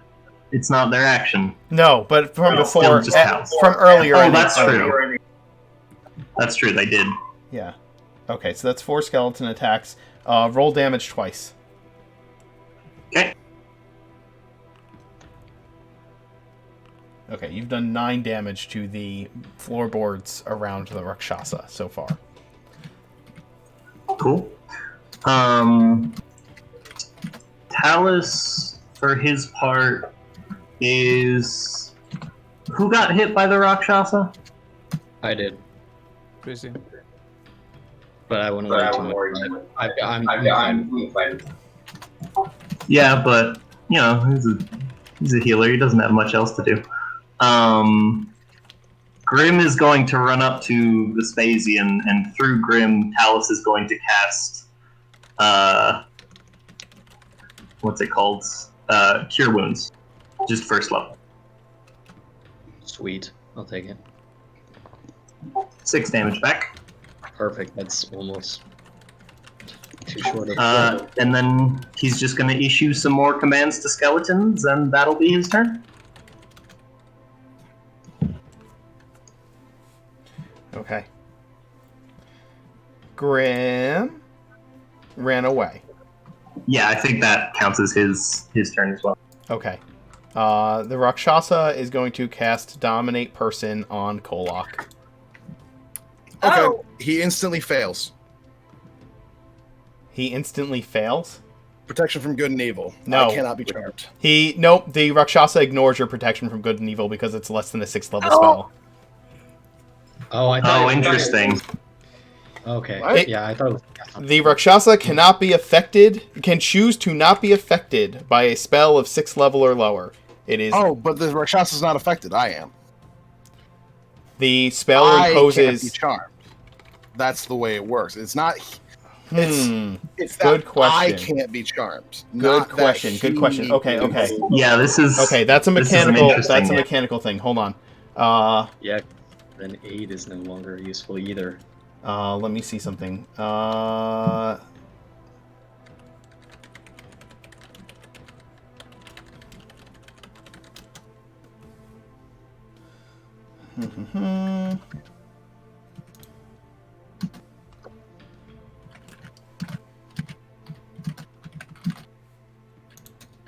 I want to see if there's something on how it interacts, because You'd have to imagine this has come up in the past. absolutely. It's pretty ambiguous.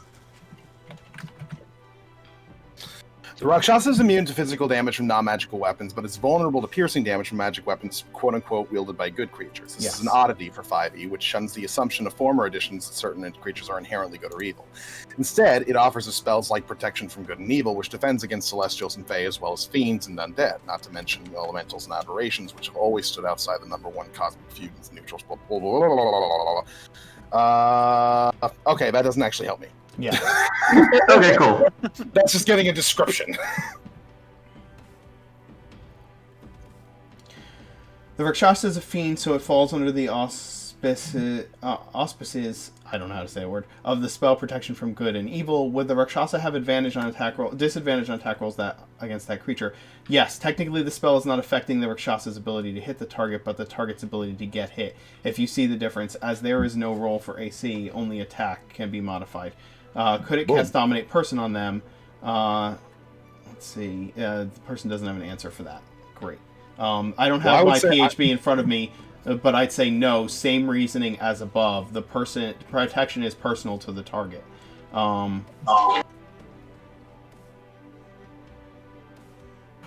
Yeah. Protection from Good and Evil and Good is a boon on the target, not a malice on the creature of those types, so a Rakshasa would still have to attack at disadvantage. If you had protection from energy and got resistance to fire damage, a Rakshasa casting Fireball on you would still have resistance. So the overall... They have Fireball. With the errata that stops detection spells indicate that non-direct spells generally do work, aside from the wording is pretty clear. Immune unless it chooses to be affected. Suffering disadvantage is definitely something I consider being affected, unlike Shield of Faith that actually raises your AC. God, this is one of those things that I hate there.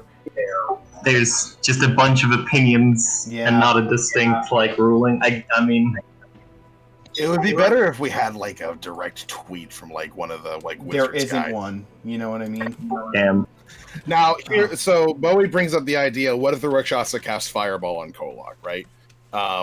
Would Kolak get... So my idea is, since he has a Protection from Good and Evil, he would have advantage versus that, even if he didn't have Danger Sense. Because it's his protection, similar to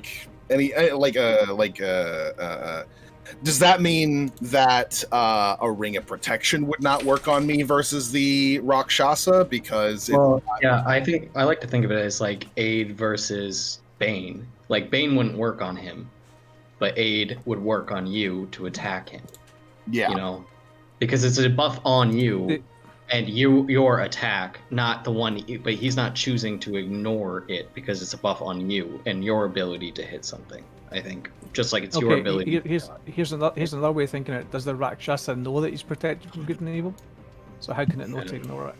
I think he can. Okay, so I'm gonna look at the spell Protection from Good and Evil. Okay. It says, until the spell ends, one willing creature you touch is protected against certain type of creatures. Fiends for this. The protection grants several benefits. Creatures of those types, the spell imposes, the way I'm reading it, I'm rewording it a little bit, paraphrasing. So the spell imposes disadvantage on the Rakshasa against you. for attack rolls. For attack rolls, right? So I think that the target also can't be charmed, frightened, or possessed by them. If the target is already charmed, frightened, or possessed by such a creature, the target has advantage on any new saving throw against the relevant effect.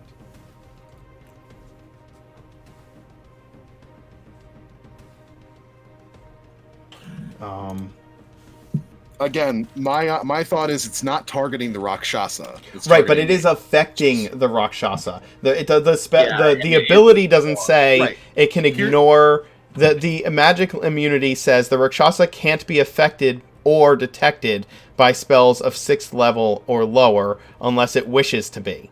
It has advantage on saving throws against all other spells and magical effects. Like, the question is, can it choose to ignore the parts of it that affect it, right?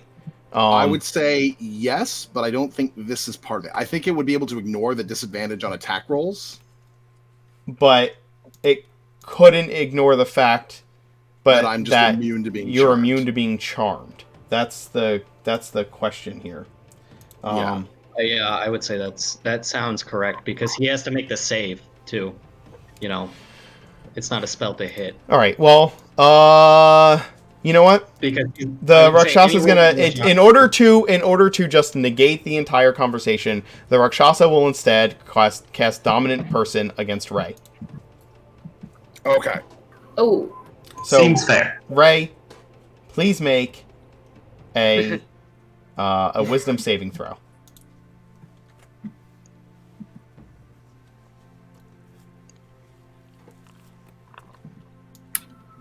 I hope I'm good on that. Holy crap!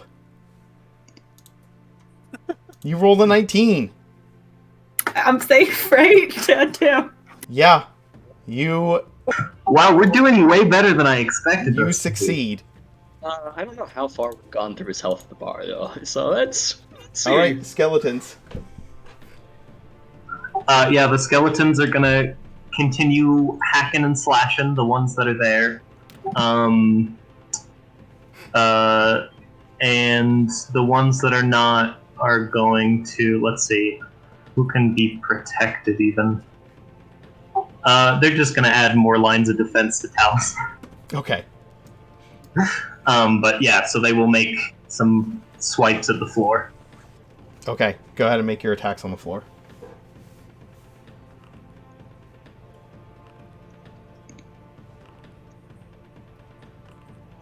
Okay, roll damage 3 more times.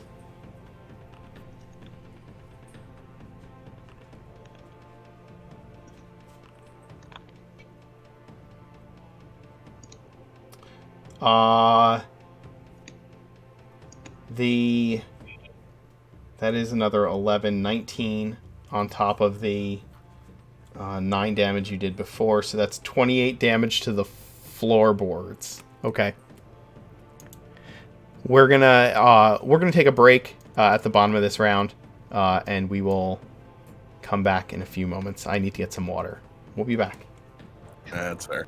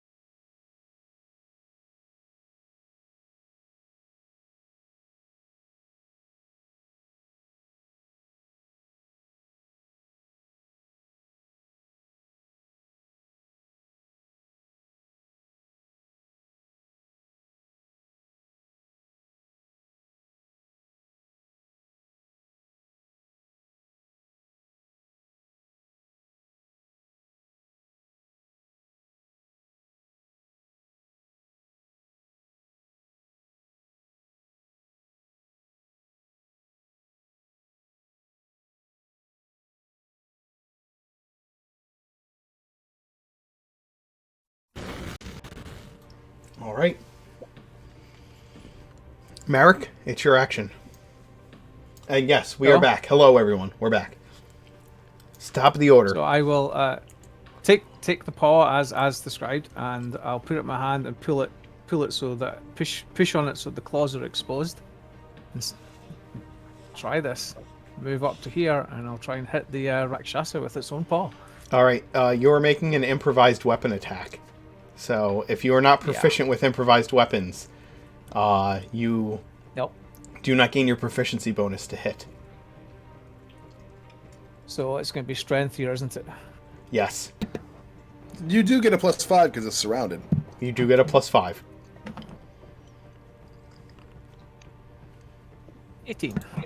18. Okay. It hits the Rakshasa with its own claws.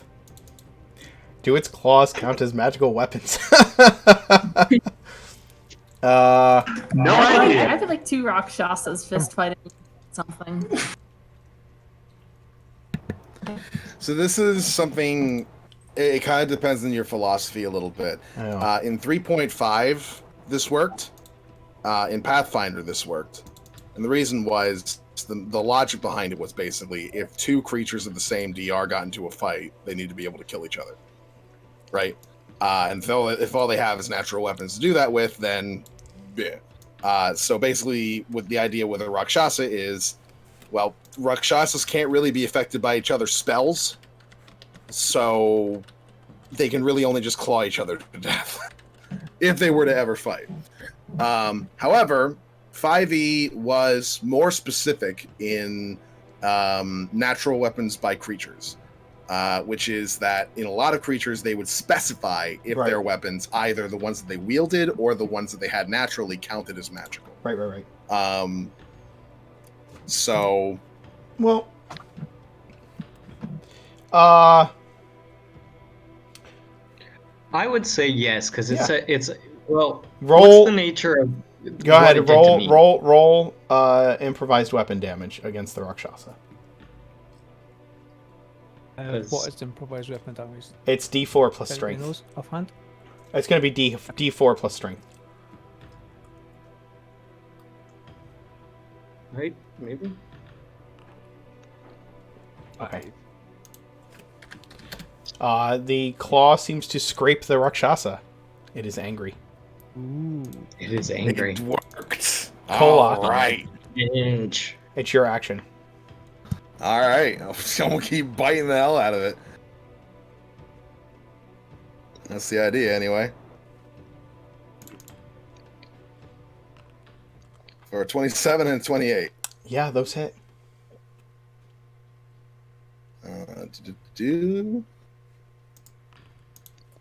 21 All damage. shall bow to the power of having 9 skeletons. Lucy? Neffy is going to speak into Raina's mind. To say, hi, it's the short one is me, Neffy, don't hurt me.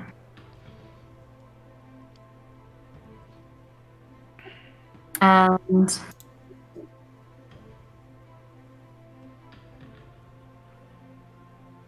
I'm not sure what else I can do that can affect it, so I'm gonna chill out. Okay. Vespasian? Well, it's kind of busy in here. So I am just going to move up to Ray and give her the help action. Saying I can't really do anything else.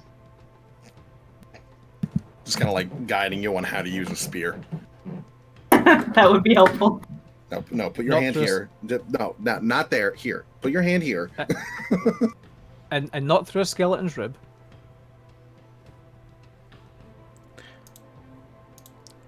Raina? Yes. All right. Sorry, my dog is being bad. So I'm gonna attack it with my magical spear. Okay. You have advantage. She has +5. Oh, you're helping her? Like Yeah, you're showing. That's that's what right. I'm You're giving her the help action. You're showing her where to hit the thing. Yeah, Or with advantage. pointing. Holding the skeletons out of her way. That hits. Deal your damage. Nice. Taking him down 5 points at a time. 5 points at a time. So we'll only be here for a week and a half. And I will say in Infernal, bad kitty. Ooh. Ooh. Oh, it doesn't like you. You about to get Don't you call it dominated. a kitty? That's condescending. Mm. Talus. Talus. What are you gonna do, Talus? How's the door looking? Still pretty secure? Yeah, you can hear people like shouting on the other side of it and banging against it. Talus is just gonna try to use the barrels to, just extra security. Brace Pop it them better. against the door handle, brace the door, yeah. Okay. Other than that, he's just gonna, he'll give a bardic inspiration to Reyna. Okay. Make a athletics check to brace the door. Sure thing. I'll add this to your initial roll. Okay. What's Grim doing? I'm sorry. Oh, that's a good question. Grim's just gonna run over to this corner and kind of wait. Right now, he's just gonna serve as a rescue dog in case anyone goes down. Okay. The Rakshasa is going to look at Ray and in Infernal say to her,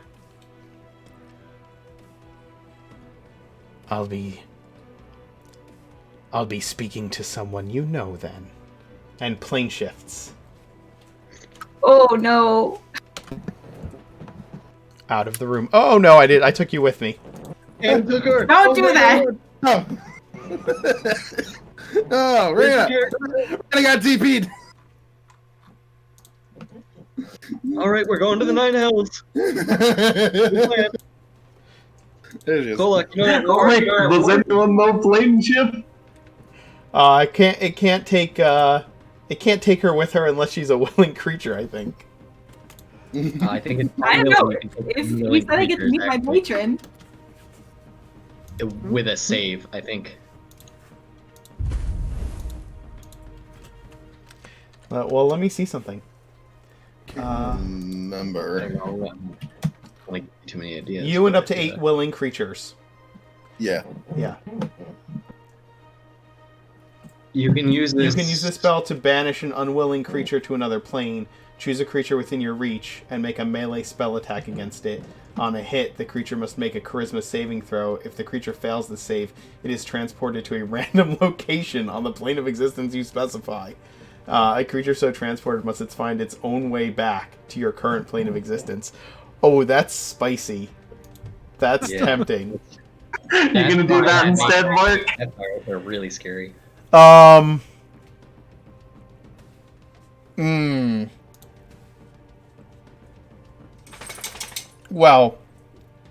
would it do that instead? I don't think it. Oh God, how many hit points does it have left? A lot.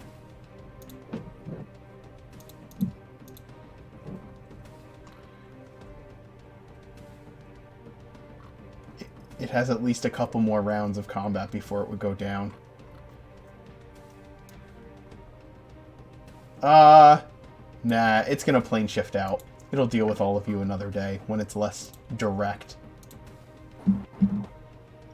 Good. Da-da-da-da-da-da-da-da. We have won a new enemy. How many is that now? So many. No attacks of opportunity as it disappears now. No, it's Nah, a plane that's shift. How plane shift works. It's like Misty Step. You can't really do anything about it. Yeah, it disappears into another plane after speaking to Ray in Infernal. Can't even counterspell it. Mhm. Unless we put it in a magic No. circle, that's the only reason. Only way to stop it. At the same level, I think. Which would have to be at least 7th level. So Yeah, it would have to be at least a 7th level magic circle. Or planar Yep, binding. which we totally have access to. Yes. Yeah, definitely. Hey, they're not good in direct fights. It's not their specialty. They really don't need to be. It's the problem. Yep. No. And I knocked out our only witness, so now it's gonna be fun. The biggest problem is that Where's the mayor? the biggest real problem one? is that you surrounded it on all sides, so it literally couldn't just like move away. Because it would have just moved away and taken the attack of opportunity from Kolok, but you literally boxed it in on all sides. That was the plan. Freaking skeletons. Yo, guys, we didn't die. I know. I told you. Now, Way better. on the other hand, the unfortunate thing is that he didn't die either. But we'll deal with that when it becomes a problem. Did anyone else know? Did somebody know that he could do that? Because I didn't know that he could do that. I didn't know if he could do that. I'm a little concerned now. I'm I very had no idea. concerned. Where did it go? Not there- somewhere good. There are still pounding. They're still pounding on the door outside of this room. Oh shit. Right. Do you We're think we not should going to put be the able to skeletons back in explain. the barrel? We're not going to be able to explain that they. This isn't something that we can explain. We're going to have to go out the windows. I hope all of you can swim.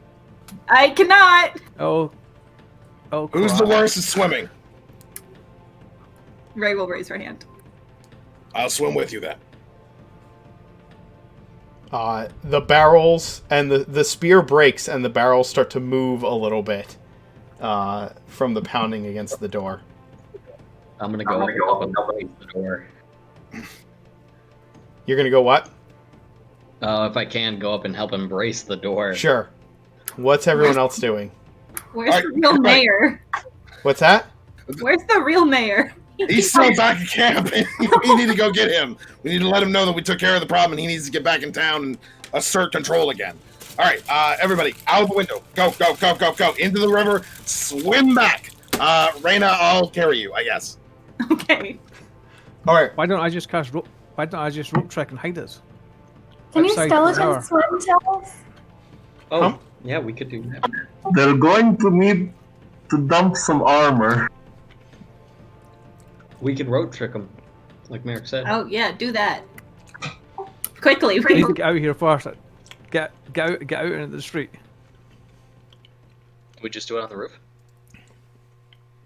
Can do. All right.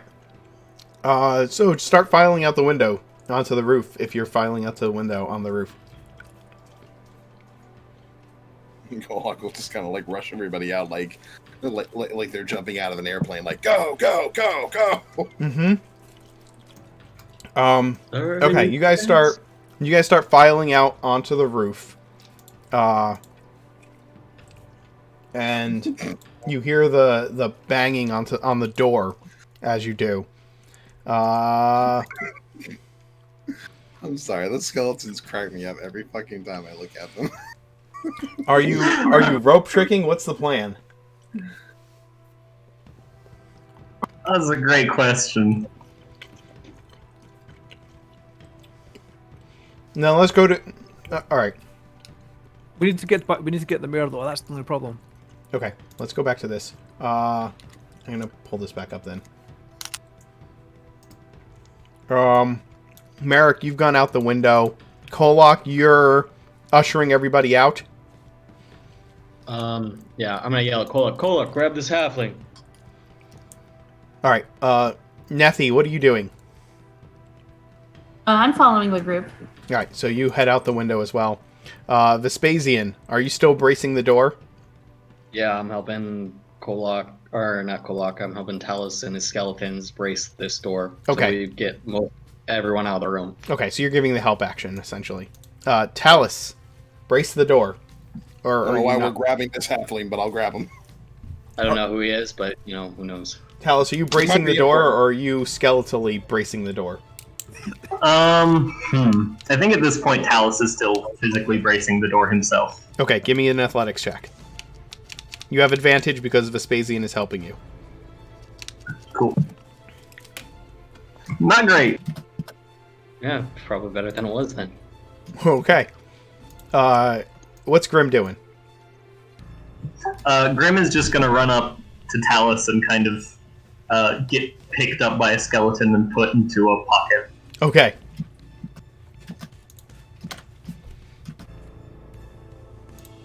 Marek, you are outside on the roof looking down at the road below and the water nearby. And you have your companions still kind of, well, actually, what are the skeletons doing? The skeletons that were surrounding the Rakshasa are gonna start Actually, I think all of the skeletons are gonna start filing out. Okay, so the skeletons head outside. Alright.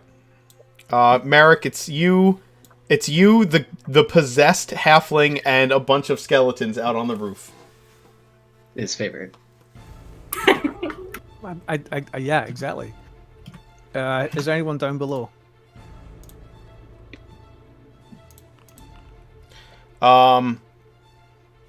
There are people. They're like a pair of fishermen walking by down below. It looks like they're getting ready to sit down on the edge of the canal and cast their lines. Oh, damn it.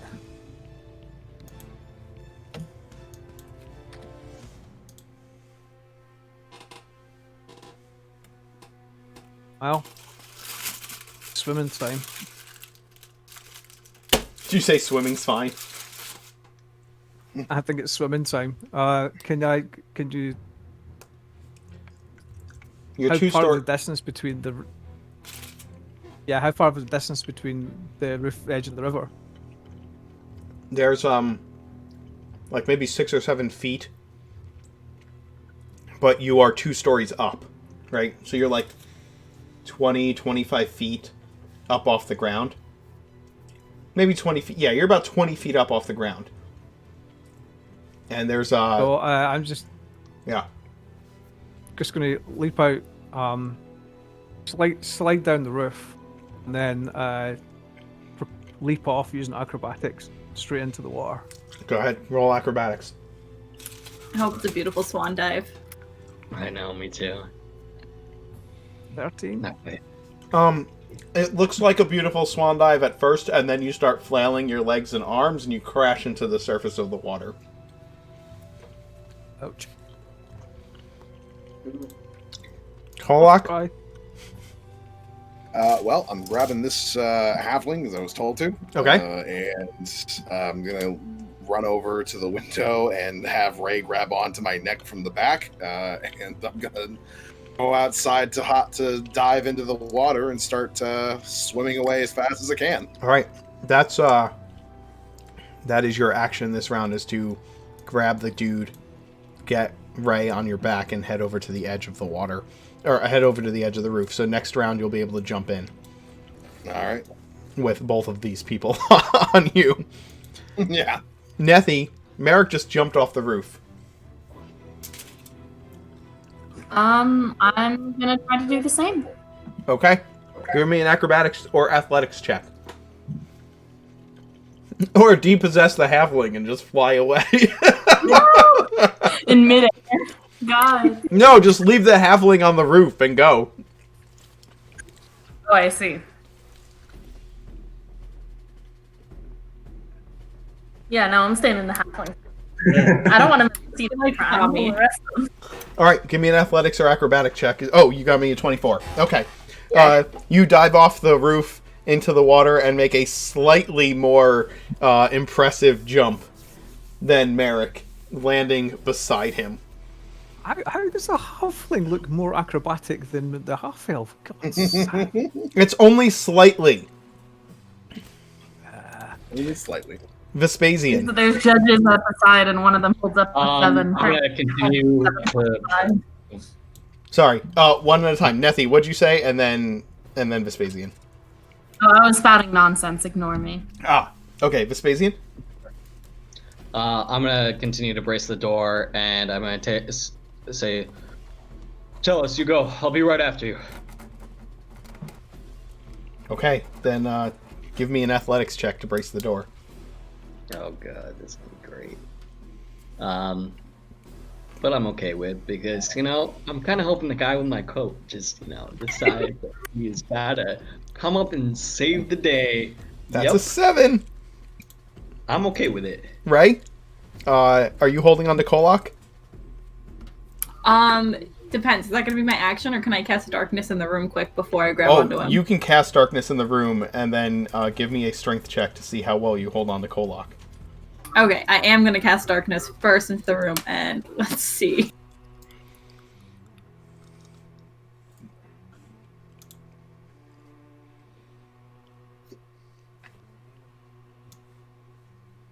So we can't see shit. No, you can't. You're completely blind.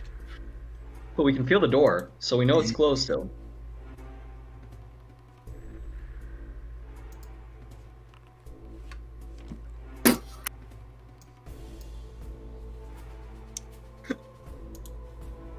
She's not strong. She's very small. Not strong. Can I keep a hold of her arms around my neck? Yes, but alright. You're holding the one dude and trying to hold on to her. I don't think you can do that and swim. And jumping into the water. I totally can do that and swim, because I swim mostly with my fucking feet and tail. Your rage is gone at this point, right? Because you Yes. have not been attacked or attacked anyone. Okay. Alright, well that's her action. We'll get to you, Kolak, and I'll tell you what to roll. Okay. Okay. Talus? What are you doing? Talus has just been placed into pitch darkness. And so he's just going to try to stumble his way in the direction of the window last he saw it. Okay. And he's gonna say to Vespasian, I think we should just run at this point. Are I you agree. moving as fast as you can? Or are you gonna try and not trip over anything? I think he's gonna try to not trip over anything. Okay, then you don't have to roll anything, you're just moving at half your movement speed. So if you are dashing, essentially, you can move your full movement speed if you're using both your action and your movement. Okay, yeah, he's gonna do that to try to get out this window over here. Okay. Fun.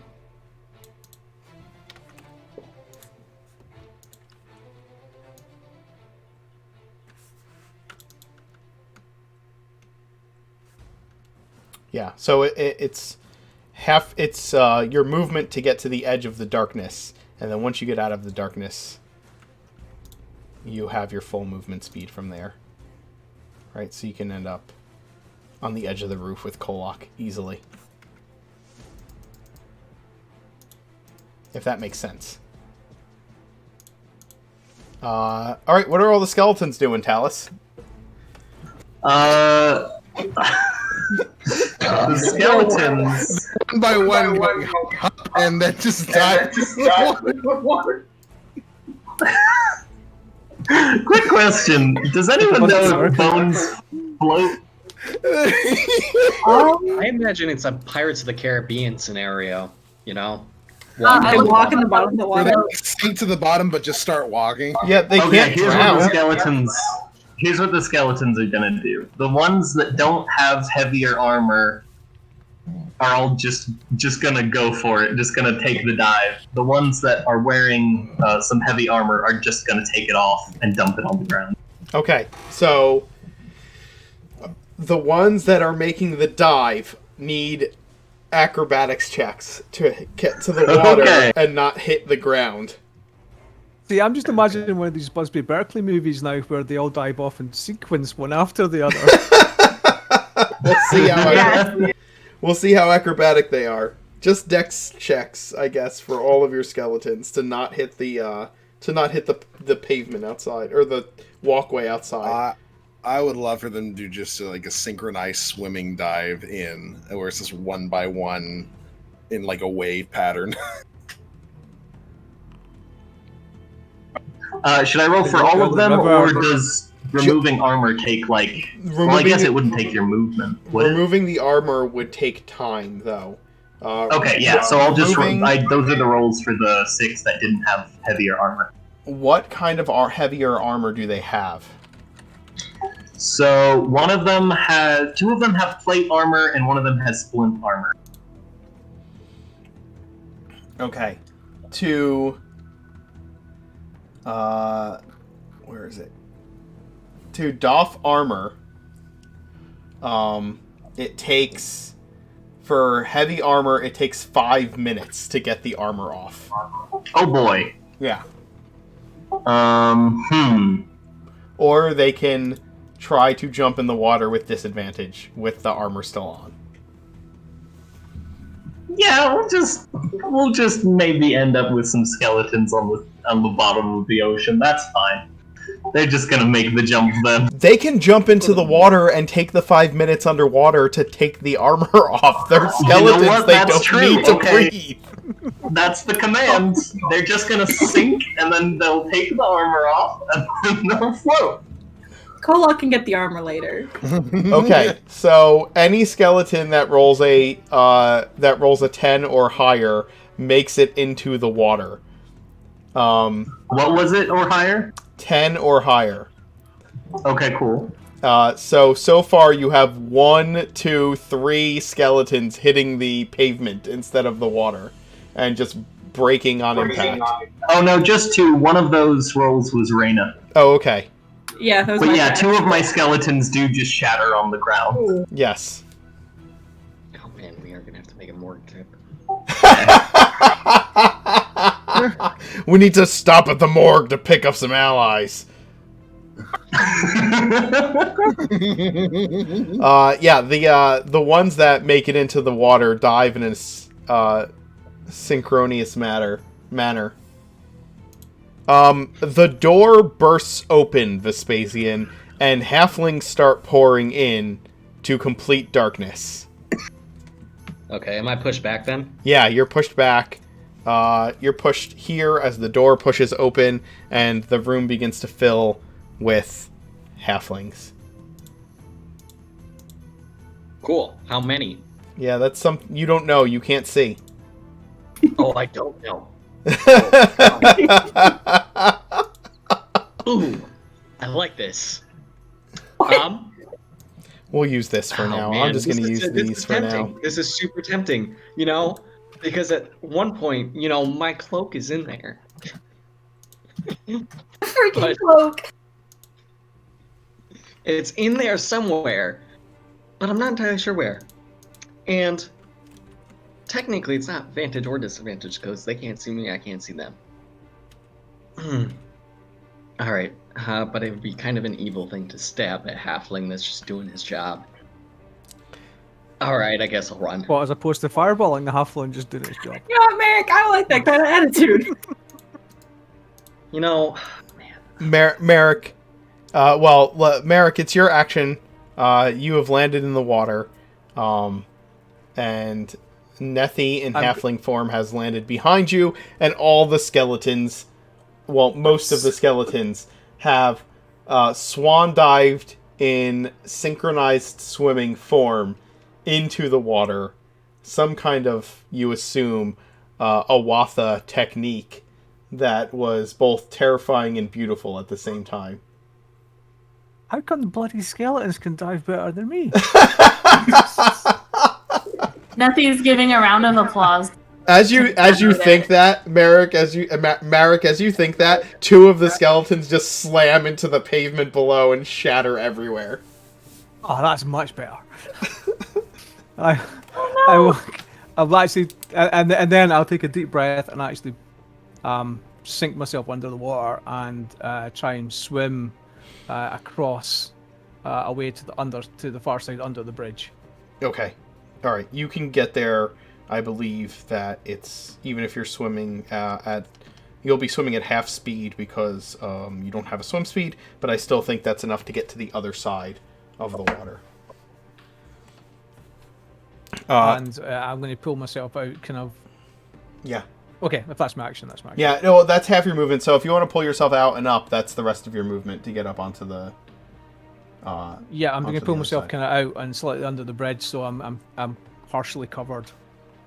The two halflings that are fishing just kind of look at each other and look at the skeletons and look at you getting out of the water, and one turns to the other and just says, "Weird fucking day, huh?"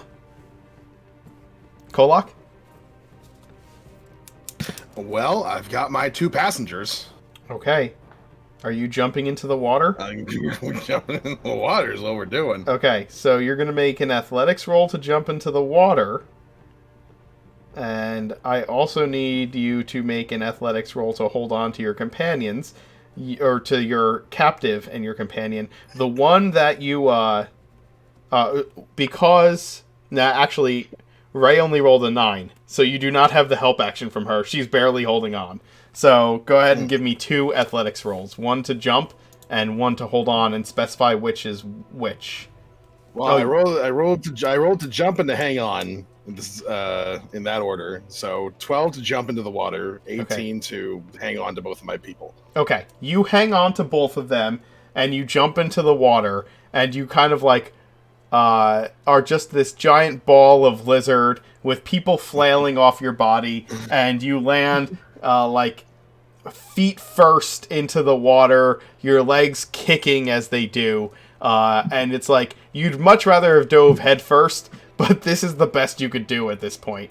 And you land ass end in the water. Nethy. I think once I see that Kolak and Reyna have safely landed in the water, I'm gonna follow where Merrick was going at a respectful distance. Okay. So respectful. Vespasian. I am going to just book it to the window. Okay. That's in there. Wait, quick question. Yes. Oh, I'm not gonna know anyway. I was gonna say, how far is it to the water? But I don't really know that, so I'm just gonna book it anyway. Okay, so here's the deal. Move yourself in a direction, one space at a time, real quick. Okay, so, I mean... Just move the direction that Merrick would move. Or that Vespasian would move. Move your token. Okay, so, I mean, do you want me to roll to see if I can remember the layout? Or do you want me to No, just move in which... Okay, you bump into a halfling. Okay. So I am going to... Oh, okay. Yeah, as you move in a direction, I'll just tell you if you can or can't. Oh, let's see where this is going. Okay, alright, so... Am I going to use 5 feet of movement every time I bump into something? No, you will not. You will not. You're just kind of like feeling around. So. Oh, okay. I'm going to go this way then. Okay. So yeah. You're still in darkness. So that takes you. Are you moving carefully, or are you just kind of like booking it? I'm trying to book it. I'm not trying to move carefully. That's Everyone's fine. gone out of the room. I know I'm going to die if I stay That's fine. forward. You move there. You move 5. You've used 5 feet of movement. Keep going. Okay, I'm going to continue just on a straight line then. Okay, keep going. You're fine then. You're fine, and you're out of the darkness. Okay, you're good. And so that's... Well, you could have just played leapfrog with the halflings. You could just 15, 20, 25, 30, 35, and I still have my dash action. I think, though, I'll mark... Do you want them to take opportunity attacks? The two halflings could get opportunity attacks against you, and I will have them make the opportunity attacks with disadvantage. So, No, it's an advantage because I don't know where it's coming from. Oh, it's even because they're not blind, so it's just a normal they attack. don't know where you are either. Yeah, it's just normal attacks. 15 and 9. Oh wait, there were 3. Hold on. 3? 21. 15, 9, and 21. Oh yeah, I get hit. feeling one like I'm really part of this fight. the one you bumped into, like as you're pulling away from him, stabs you. You take 8 damage. Ooh. Kind of, yeah, as it kind of slips underneath my studded leather, I'm gonna kind of hold my side and just dive out the window. Okay. Just straight dive. All right, give me an acrobatics check. I have no idea what we're going to do. You jump out the window, run, slide down the edge, and leap off and land in the water below. Oh, yeah. Oh, man. I'm gonna just, jump through and land into the water and start swimming, kind of holding my side, and look back up at the window and then try to disappear beneath the water. If I can. Thank you for the cheer. For our fallen soldiers. You Press F to pay respects to skeletons. I know. You Gotta find out. swim to the other side of the water and begin to pull yourselves up. The halflings come to the window and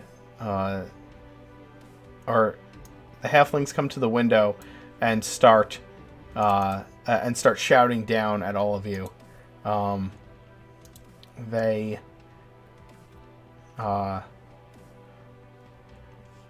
They're watching you. They see you. You've been spotted. But they don't have bows, and they don't seem to be coming out onto the roof. You all make your way to where the wagon is kept on the other side of the water.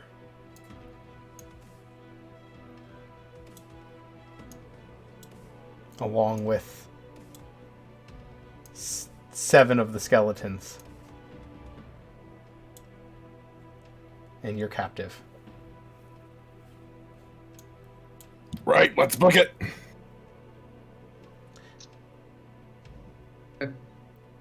Yep, let's book it. Okay. Are we taking the cart?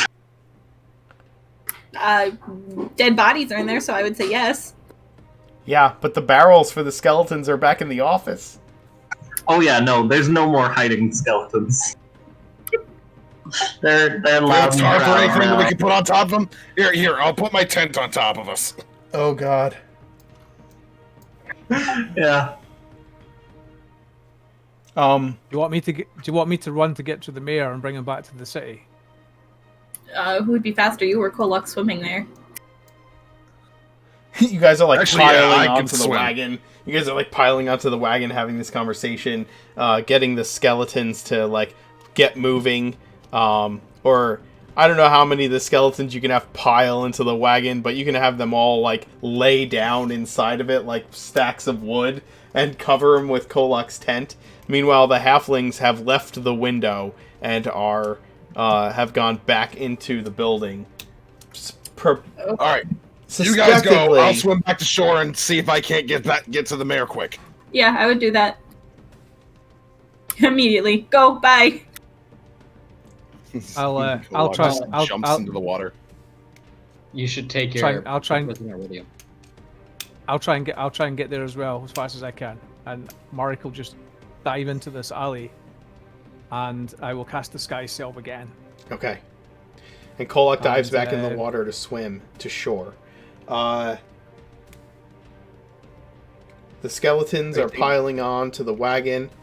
Your companions are heading back to the camp where the real Ozzy Puddlefoot is situated. And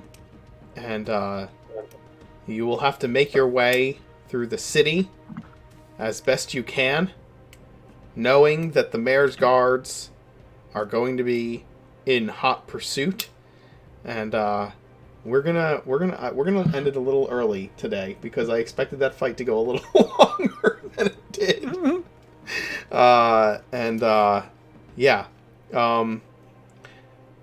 we'll end it with you guys heading back to the camp and trying to make your way through the city, so that I could set up a proper skill challenge later.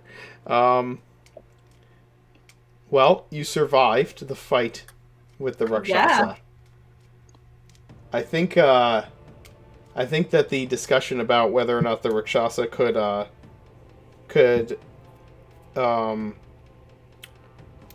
charm Kolak was an interesting one, because if he could, what would Kolak have rolled on a wisdom save? Well, let me take a look and see how that would have gone. Because I only have a +2 to that, but I also had inspiration and bardic inspiration. Yeah, that's true. Also, I have Tower of Iron Will. What does that do? If you're in 30 feet of me and I see an ally making a saving throw that they lose, I can add my psionic die to it. So actually I have a lot of chances. So let's say it's a saving throw. We'll say I spend my inspiration and advantage. Yeah, you would have had to spend that your gives me inspiration. That would have given me a 10, and then I would have gotten 10 more from Nethy, and then... Yeah, that would have been enough. A 10 plus the 10 would have been enough. So... And then even if Nethy rolled average at like a 5, well, I would have gotten a 17. I don't think that would have been enough, but decent chances I would have made it just as a result of all the bonuses I had. Yeah. Yeah. Getting him surrounded was the key to victory there, I think. Because if he was able to maneuver around, it would have been a different fight, I think. They're Never not meant for underestimate the power of skeletons. Yeah. It wasn't even that the skeletons could do damage or not. It was just the fact that he was boxed in and couldn't get away from Kolak. A prison of bones. Oh, can Rakshasa throw their limbs back, or do we know this guy by his one hand? They didn't kill him. He ran. Yeah, he plane shifted. I know, no, I'm saying, Battle but on me. bite off his hand. So can he grow his hand back, or will we be able to identify him as the one-handed Rakshasa? Well, once the Rakshasa returns to his home plane, fiends manifest a body on the material plane. It's not like that hand. By the time you guys have left, that hand has turned to ectoplasm, essentially. That's a shame. I was going to keep it as a souvenir. I was going to get it and put a necklace around my neck and everything. The whole hand as a necklace? That would be so heavy. I'm just glad that Mark decided to at least allow the claw of the Rakshasa to do a little bit of damage to it. Yeah, I'm just glad. I felt that it would. I felt that it was a mitigating factor for you guys, because otherwise, I also didn't realize that. I forgot that Reyna was a Hexblade warlock. So Pact of the Blade. Or a Pact of the Blade warlock, so she could manifest a blade. So, yeah. She's never had to. She likes Fireball better. Yeah. Worked out. Also, Vespasian, you can't benefit from a long or short rest. Yeah. You are currently Good thing cursed I'm by the Rakshasa. Fighter. Yep. Knew that was Well, probably gonna happen. Might have to have him get looked at by the clerics of Robin. I don't This know is how the that's might gonna be go, interesting. but With this, do I suffer exhaustion? After, not from the first day, but after a certain number of... the first night, no. But the second night that you don't get a long rest, you will have to make a Constitution save to not suffer exhaustion. And the longer you go without getting rest, the more exhausted you will become. Perfect. So that means we have 6 days to get me healed before I die. Well, you get Constitution saves, so it may be 12 days, depending on how often you Okay. fail. So... I'm proficient with those. It's fine. We have time. Did you guys have fun? maybe. oh yeah. Did the fight... Yeah. Oh yeah, that was the weirdest fight I've ever been in. It's very impressive how you DM'd it. I couldn't do much, but I'm glad my little halfling guy's alive. Nethy found out he had a family. She would have been very sad if he died. She would have been very sad. Do you feel like the fight was challenging?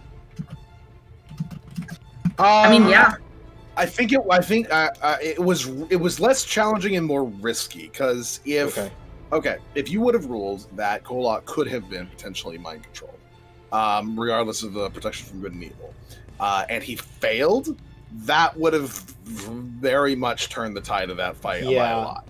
Yes, I think that had the Rakshasa known that you were going to jump through the window and cast Dominate Person immediately before Merrick could protect you, I think that would have changed the nature of the fight a lot, right? Because you wouldn't have had the Bardic Inspiration, and Nethy wouldn't have necessarily been in the room to give you Tower of Iron Will. So that could have been bad, because then you all would have been fighting Kolok and the Rakshasa. Yo, but a Vespasian Kolok fight. Vespasian Kolok fight would be pretty hype. There were a lot of ways for that fight to break bad, so I'm satisfied with it. That was very cool. Okay. I think it was the scenario too. We all live.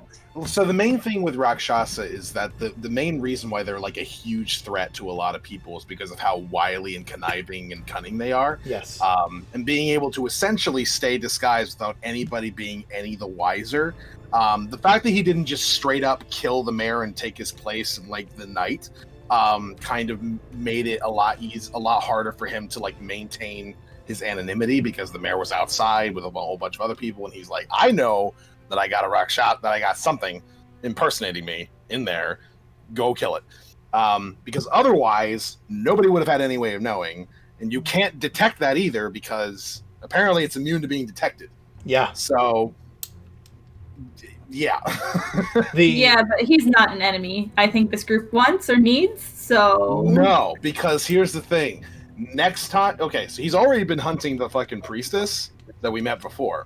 Now he's gonna be really upset with us, which means he could just take the guise of influential noble people and just decide to screw with us in whatever way that he wants to. More nobles to kill! Well, he could hire us as a noble and be like, oh, there's something that I really need you guys to take care of, and then like send us off to some like distant place that's going to inevitably get us killed. Let's just hope that we have 6 level magic. He could legitimately kill off one of you and take your place. True. Oh. Like in the middle of the night. Maybe he already like, has. In the middle of the night, he would just like dominate somebody and then have them like go drown themselves or something, and then just take their place. Yep. This is fun. No more sleep for us. No, Vespasian's not going to be the only one getting no sleep. Let's do favorite moments, and we can do a full-on one. Alex, what was your favorite moment? And what was your favorite moment for Kolok today? Special delivery. Yes. Probably my favorite part. It's just crashing through that window and just playing up to the whole delivery angle. God. Around the table, favorite Kolok moments? I really liked just the image of him with like this like unconscious halfling in one arm and Reyna in the other arm, just feet flailing through the air as you see this giant dragonborn just bust out of a window into the river. I really enjoyed that.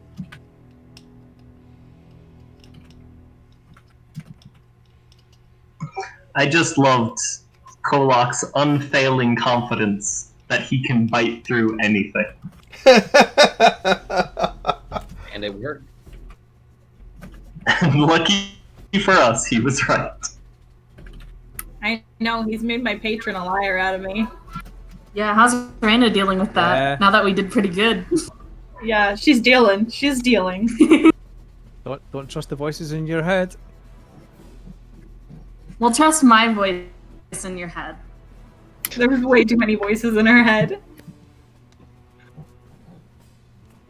I think as well, not just the confidence of biting through anything. It was that I have a plan. It's going to work. It's like, okay. I love how the plan was like maiming, like, and getting a hand, and like that's it. That was the plan. He's gonna be insufferable now.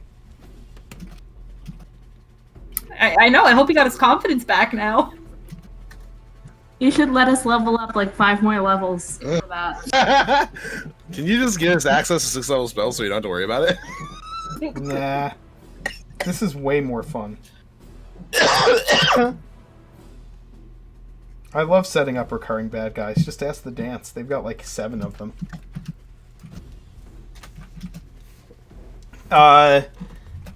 Fiona, favorite Talus moment?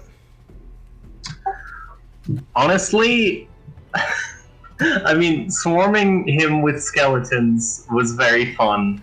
But honestly, I really liked when Talus had his first successful spear attack against the ground to jam the door. Everyone else? I really enjoyed the waiting room scene. That was my favorite. Yeah, that was very good. Getting to sit there and listen to elevator music. Talus always makes me laugh whenever he's like about to cast suggestion on anybody. Like his whole like him and Vespasian trying to be subtle. Maybe you should suggest something to the yes, I should suggest something. Very good idea. Maybe I should suggest something to my very good friend here, Nethi. Okay, no need to, because he's already my very good friend. Just the whole the awkwardness of the whole thing. Oh yeah.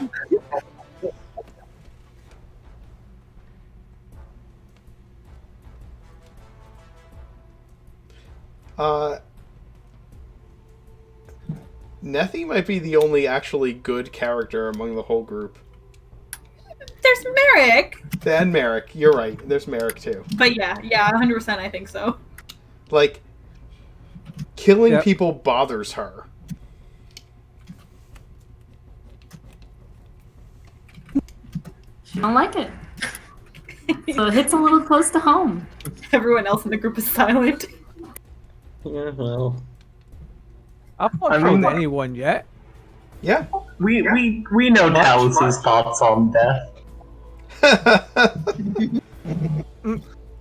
Nobody was gonna die. One way or another, Talus It's a minor inconvenience. Yeah. One way or another, Talus will bring them back. Definitely. It depends if you're running away while... He will scoop up your body and put it into a barrel with a lot of other dead bodies, so if you have a problem with that, then that's just gonna be... you just gotta deal with that. How often do you have to cast Gentle Repose on that barrel of bodies?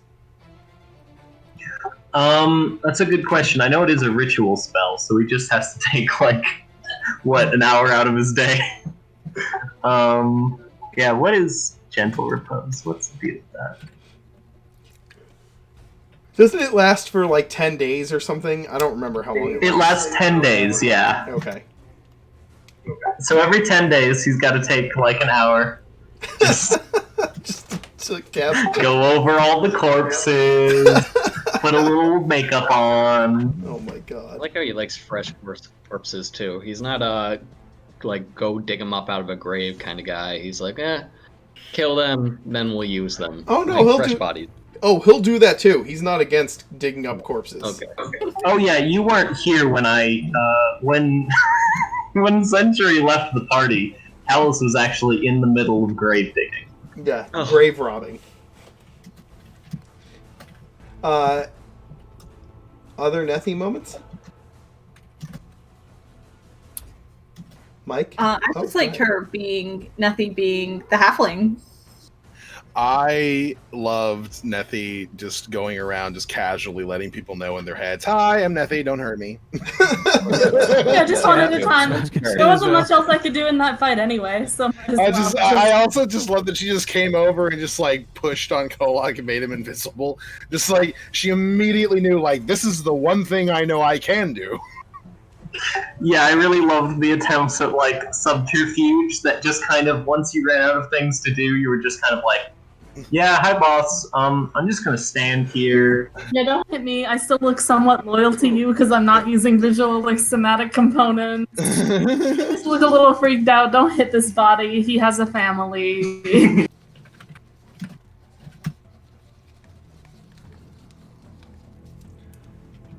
Mike, your favorite Mark moment? I actually quite liked the bit when Kolok's like being Kolok and climbing up the side of the wall, and Marek just decides to parkour up beside him. Followed Bouncing off. followed by Arena, just like trying to get up more. She was doing her best. Oh goodness. It's Merrick only after my deciding. first check I made all Well, night. what was Merrick's plan with the alchemy jug, by the way? Oh, I was going to get it to produce acid and throw acid at it. I was assuming that potentially the acid would damage it because it's. Oh yeah, That was acid. The acid would have damaged it. It's Yep. immune My to second one tried non-magic. to- It's immune to non-magical attacks from bludgeoning, piercing, and slashing weapons. And the alchemy It jug doesn't does not say cast. acid or anything like that. Yeah, the alchemy jug does not cast a spell, so it would have been just acid. Oh. So that would have hurt The it. my second one was to produce poison and stick either my blades or my arrows into it and then hit it with that as well. So I had 2 uses for the alchemy jug. That was my cunning plan. Well, when he comes back in the middle of the night to kill us all, there you go. I really liked when Merrick begrudgingly was like, I think we're gonna need your skeletons. was it? Always annoys me. I also liked with the skeletons, like at the concrete, and he's like, "Oh, that's good at least." I know his reaction to the swan dive from being graceful, and then he's like, "Ha! Yep, all right, at least 2 more down." All of his reactions to everyone diving were just plus moments for Merrick.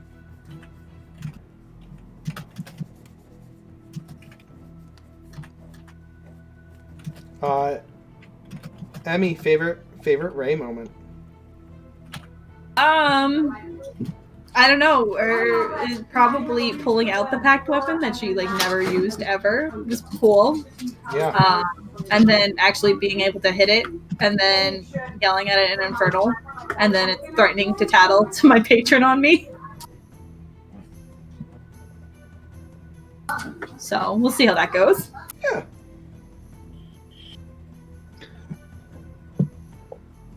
Yeah, I like the very beginning when it was like trying to figure out why Nethy's like lighting an entire town on fire, and she's like, you know, almost like tearfully being like, "You guys are going to die." I know, and There's none a of you whole- died. And it's never wrong. And I was like, oh, okay. You did like a really good job role playing that moment, I thought. Yeah, I agree. That was my favorite moment as well. I'm very excited to see how the future discussions between Reyna and her patron go.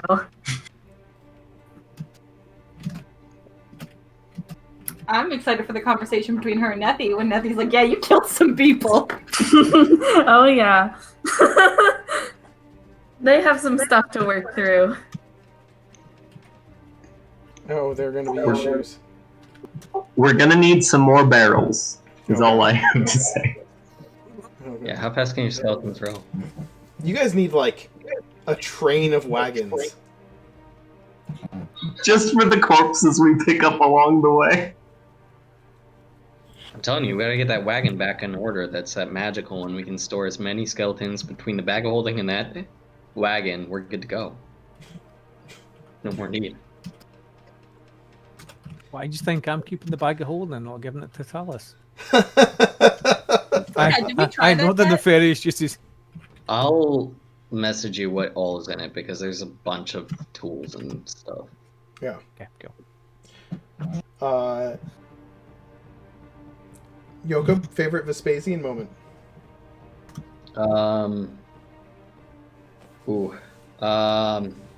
Begrudgingly giving over my cloak.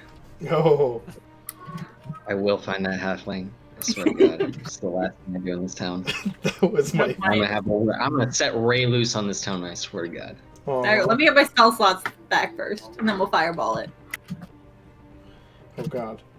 Dude, I was half tempted to fight those halflings at the end. I think that was my favorite. You're half tempted, all for this cloak, to fight these halflings, and I'm like, oh my god. I really was hoping you would. I loved everything that was Talus and Vespasian's secret covert mission to get into the mayor's office as they just kind of bumbled around. It was very good. Yeah, I really liked when Nethy came up and she's like, "So is there a plan?" No, there's no plan. Like, this is. Of course, there's not. Yeah, that was very good. Just okay. Why would there be a plan? Who needs plans? We kind of got there. I was about to say it worked out better without a plan than it did with a plan. So Maybe? We had a plan, it was just hit him till he dies. That's how most of our plans work.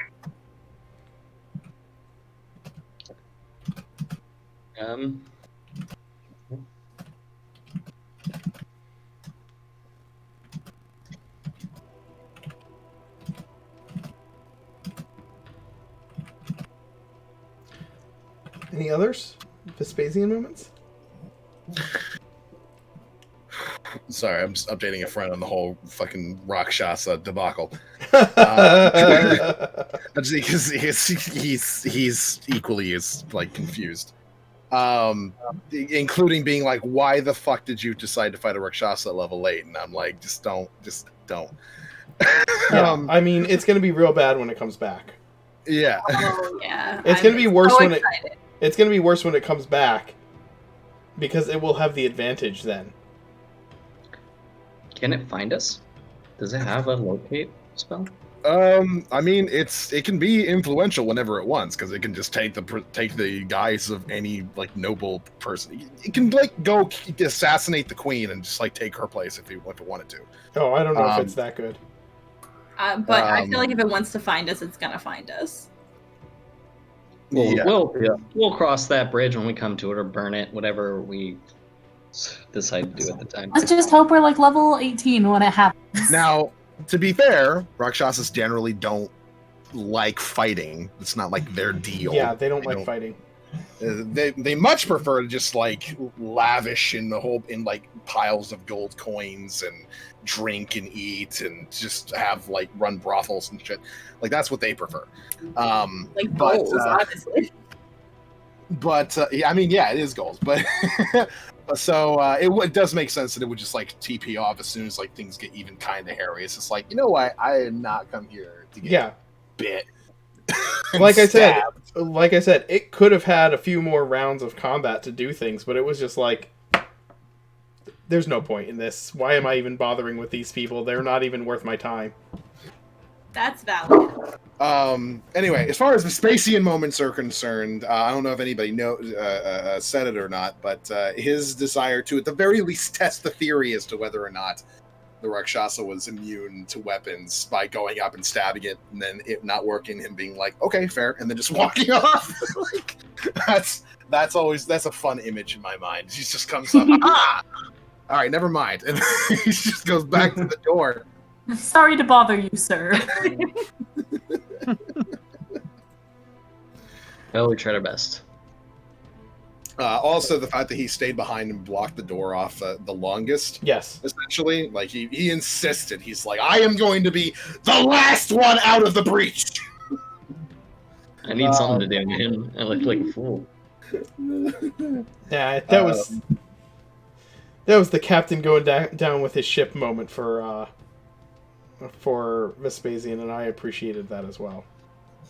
I'm wondering what he thinks about the whole darkness spell being cast in there and making it harder for him to get out. Yeah, I don't know either. It just felt like it was her last attempt and it was her last spell slot, so she's like, I have to try and help. Do something to help.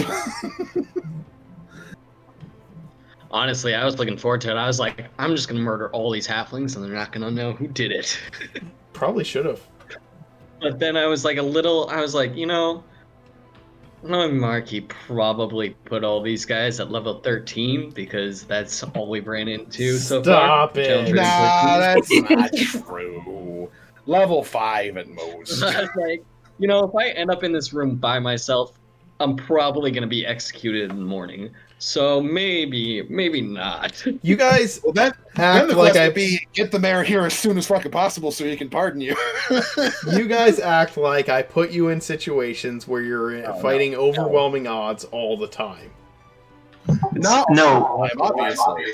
No, we put ourselves into situations where That we're is fighting true. overwhelming That odds is all true. the time. When my friend asked me why did you fight a Rakshasa at level 8, I said, well, one, we rolled really crap on knowing what it is. Number two, we decided to completely ignore the Warlock's patron's warnings because we don't even know who it is. And number three, my character's egotistical and doesn't believe in things being unkillable. So all of these things together, plus there were some other like story elements involved. You know, we just had to fight it. We just had to fight it. Which his response was, "You're stupid," and I'm like, "Yes." Yes. I mean, to Have be you fair, seen the average this is help intelligence of the wanted. party? If we're not in want of help, what are we doing? If you're not in want of help. I don't know, Mark, I think I would have to say, though, my favorite moment for you is when you got to play you played the secretary, and it was just like, That was really good. One second, I'll check. No, you can leave it here, though. You gotta be king. That Like, was not a good time. this is every secretary ever. What's that? Uh, You're the most what secretary ever? Oh yeah, it's like every secretary you run into is just like they're like a wall of force. Like you can never get past. You just like get me into the room to see him. You're like, nope, he's not taking visitors today. But you can leave it here. I'll take your name and number down. It's just like, oh god. I was like, this is like, I also like the guard captain because you knew you were annoying Vespasian by taking his cloak off him, and you just kept at it. Oh yeah, I mean I don't know why. I assume that there's like a lot of reasons. There's a lot of like history behind the reasons, but for some reason halflings are just like they have a propensity to crookery for some reason. So shaking down people who just like come by and be like, "We have something for the mayor." Yeah, why don't you let me take a little bit off the top? For some reason, just fits. All halflings in my setting are just... That's not true. You've met halflings that aren't. But Yeah. lots and lots of halflings in my setting are just Joe from the block in Brooklyn looking to get a little extra off the top. I think my favorite moment was just that fisherman who was like, "We're fucking dead." That was my Those It poor was fishermen perfect had to be comedic scared. timing. Those fishermen had to have been scared out of their wits. All these people just diving into the water. Yeah, they're just like, the fuck is this going on? I just really appreciated how the mayor, TM, the false mayor, just tried to keep up appearances and just kind of screamed as we attacked him for a while. Which, I'll be honest, did make me nervous for a second. It sure did. It was very effective. I was very nervous up until my Eldritch Blast, and I was like, "Oh, okay, we're good." That mixed in with Pat reminding us that we didn't actually verify whether or not the other mayor was the actual Rakshasa. I was like, I really hope this is the real one. There was a moment. Yeah, my favorite DM moment actually was Mark not screwing us over by doing a flipsies. There was a moment where I was just like, you know what, this is going to be the real mayor, and the other one's going to be the Rakshasa, and I'm just going to do that. But I thought that would be, like, super dick.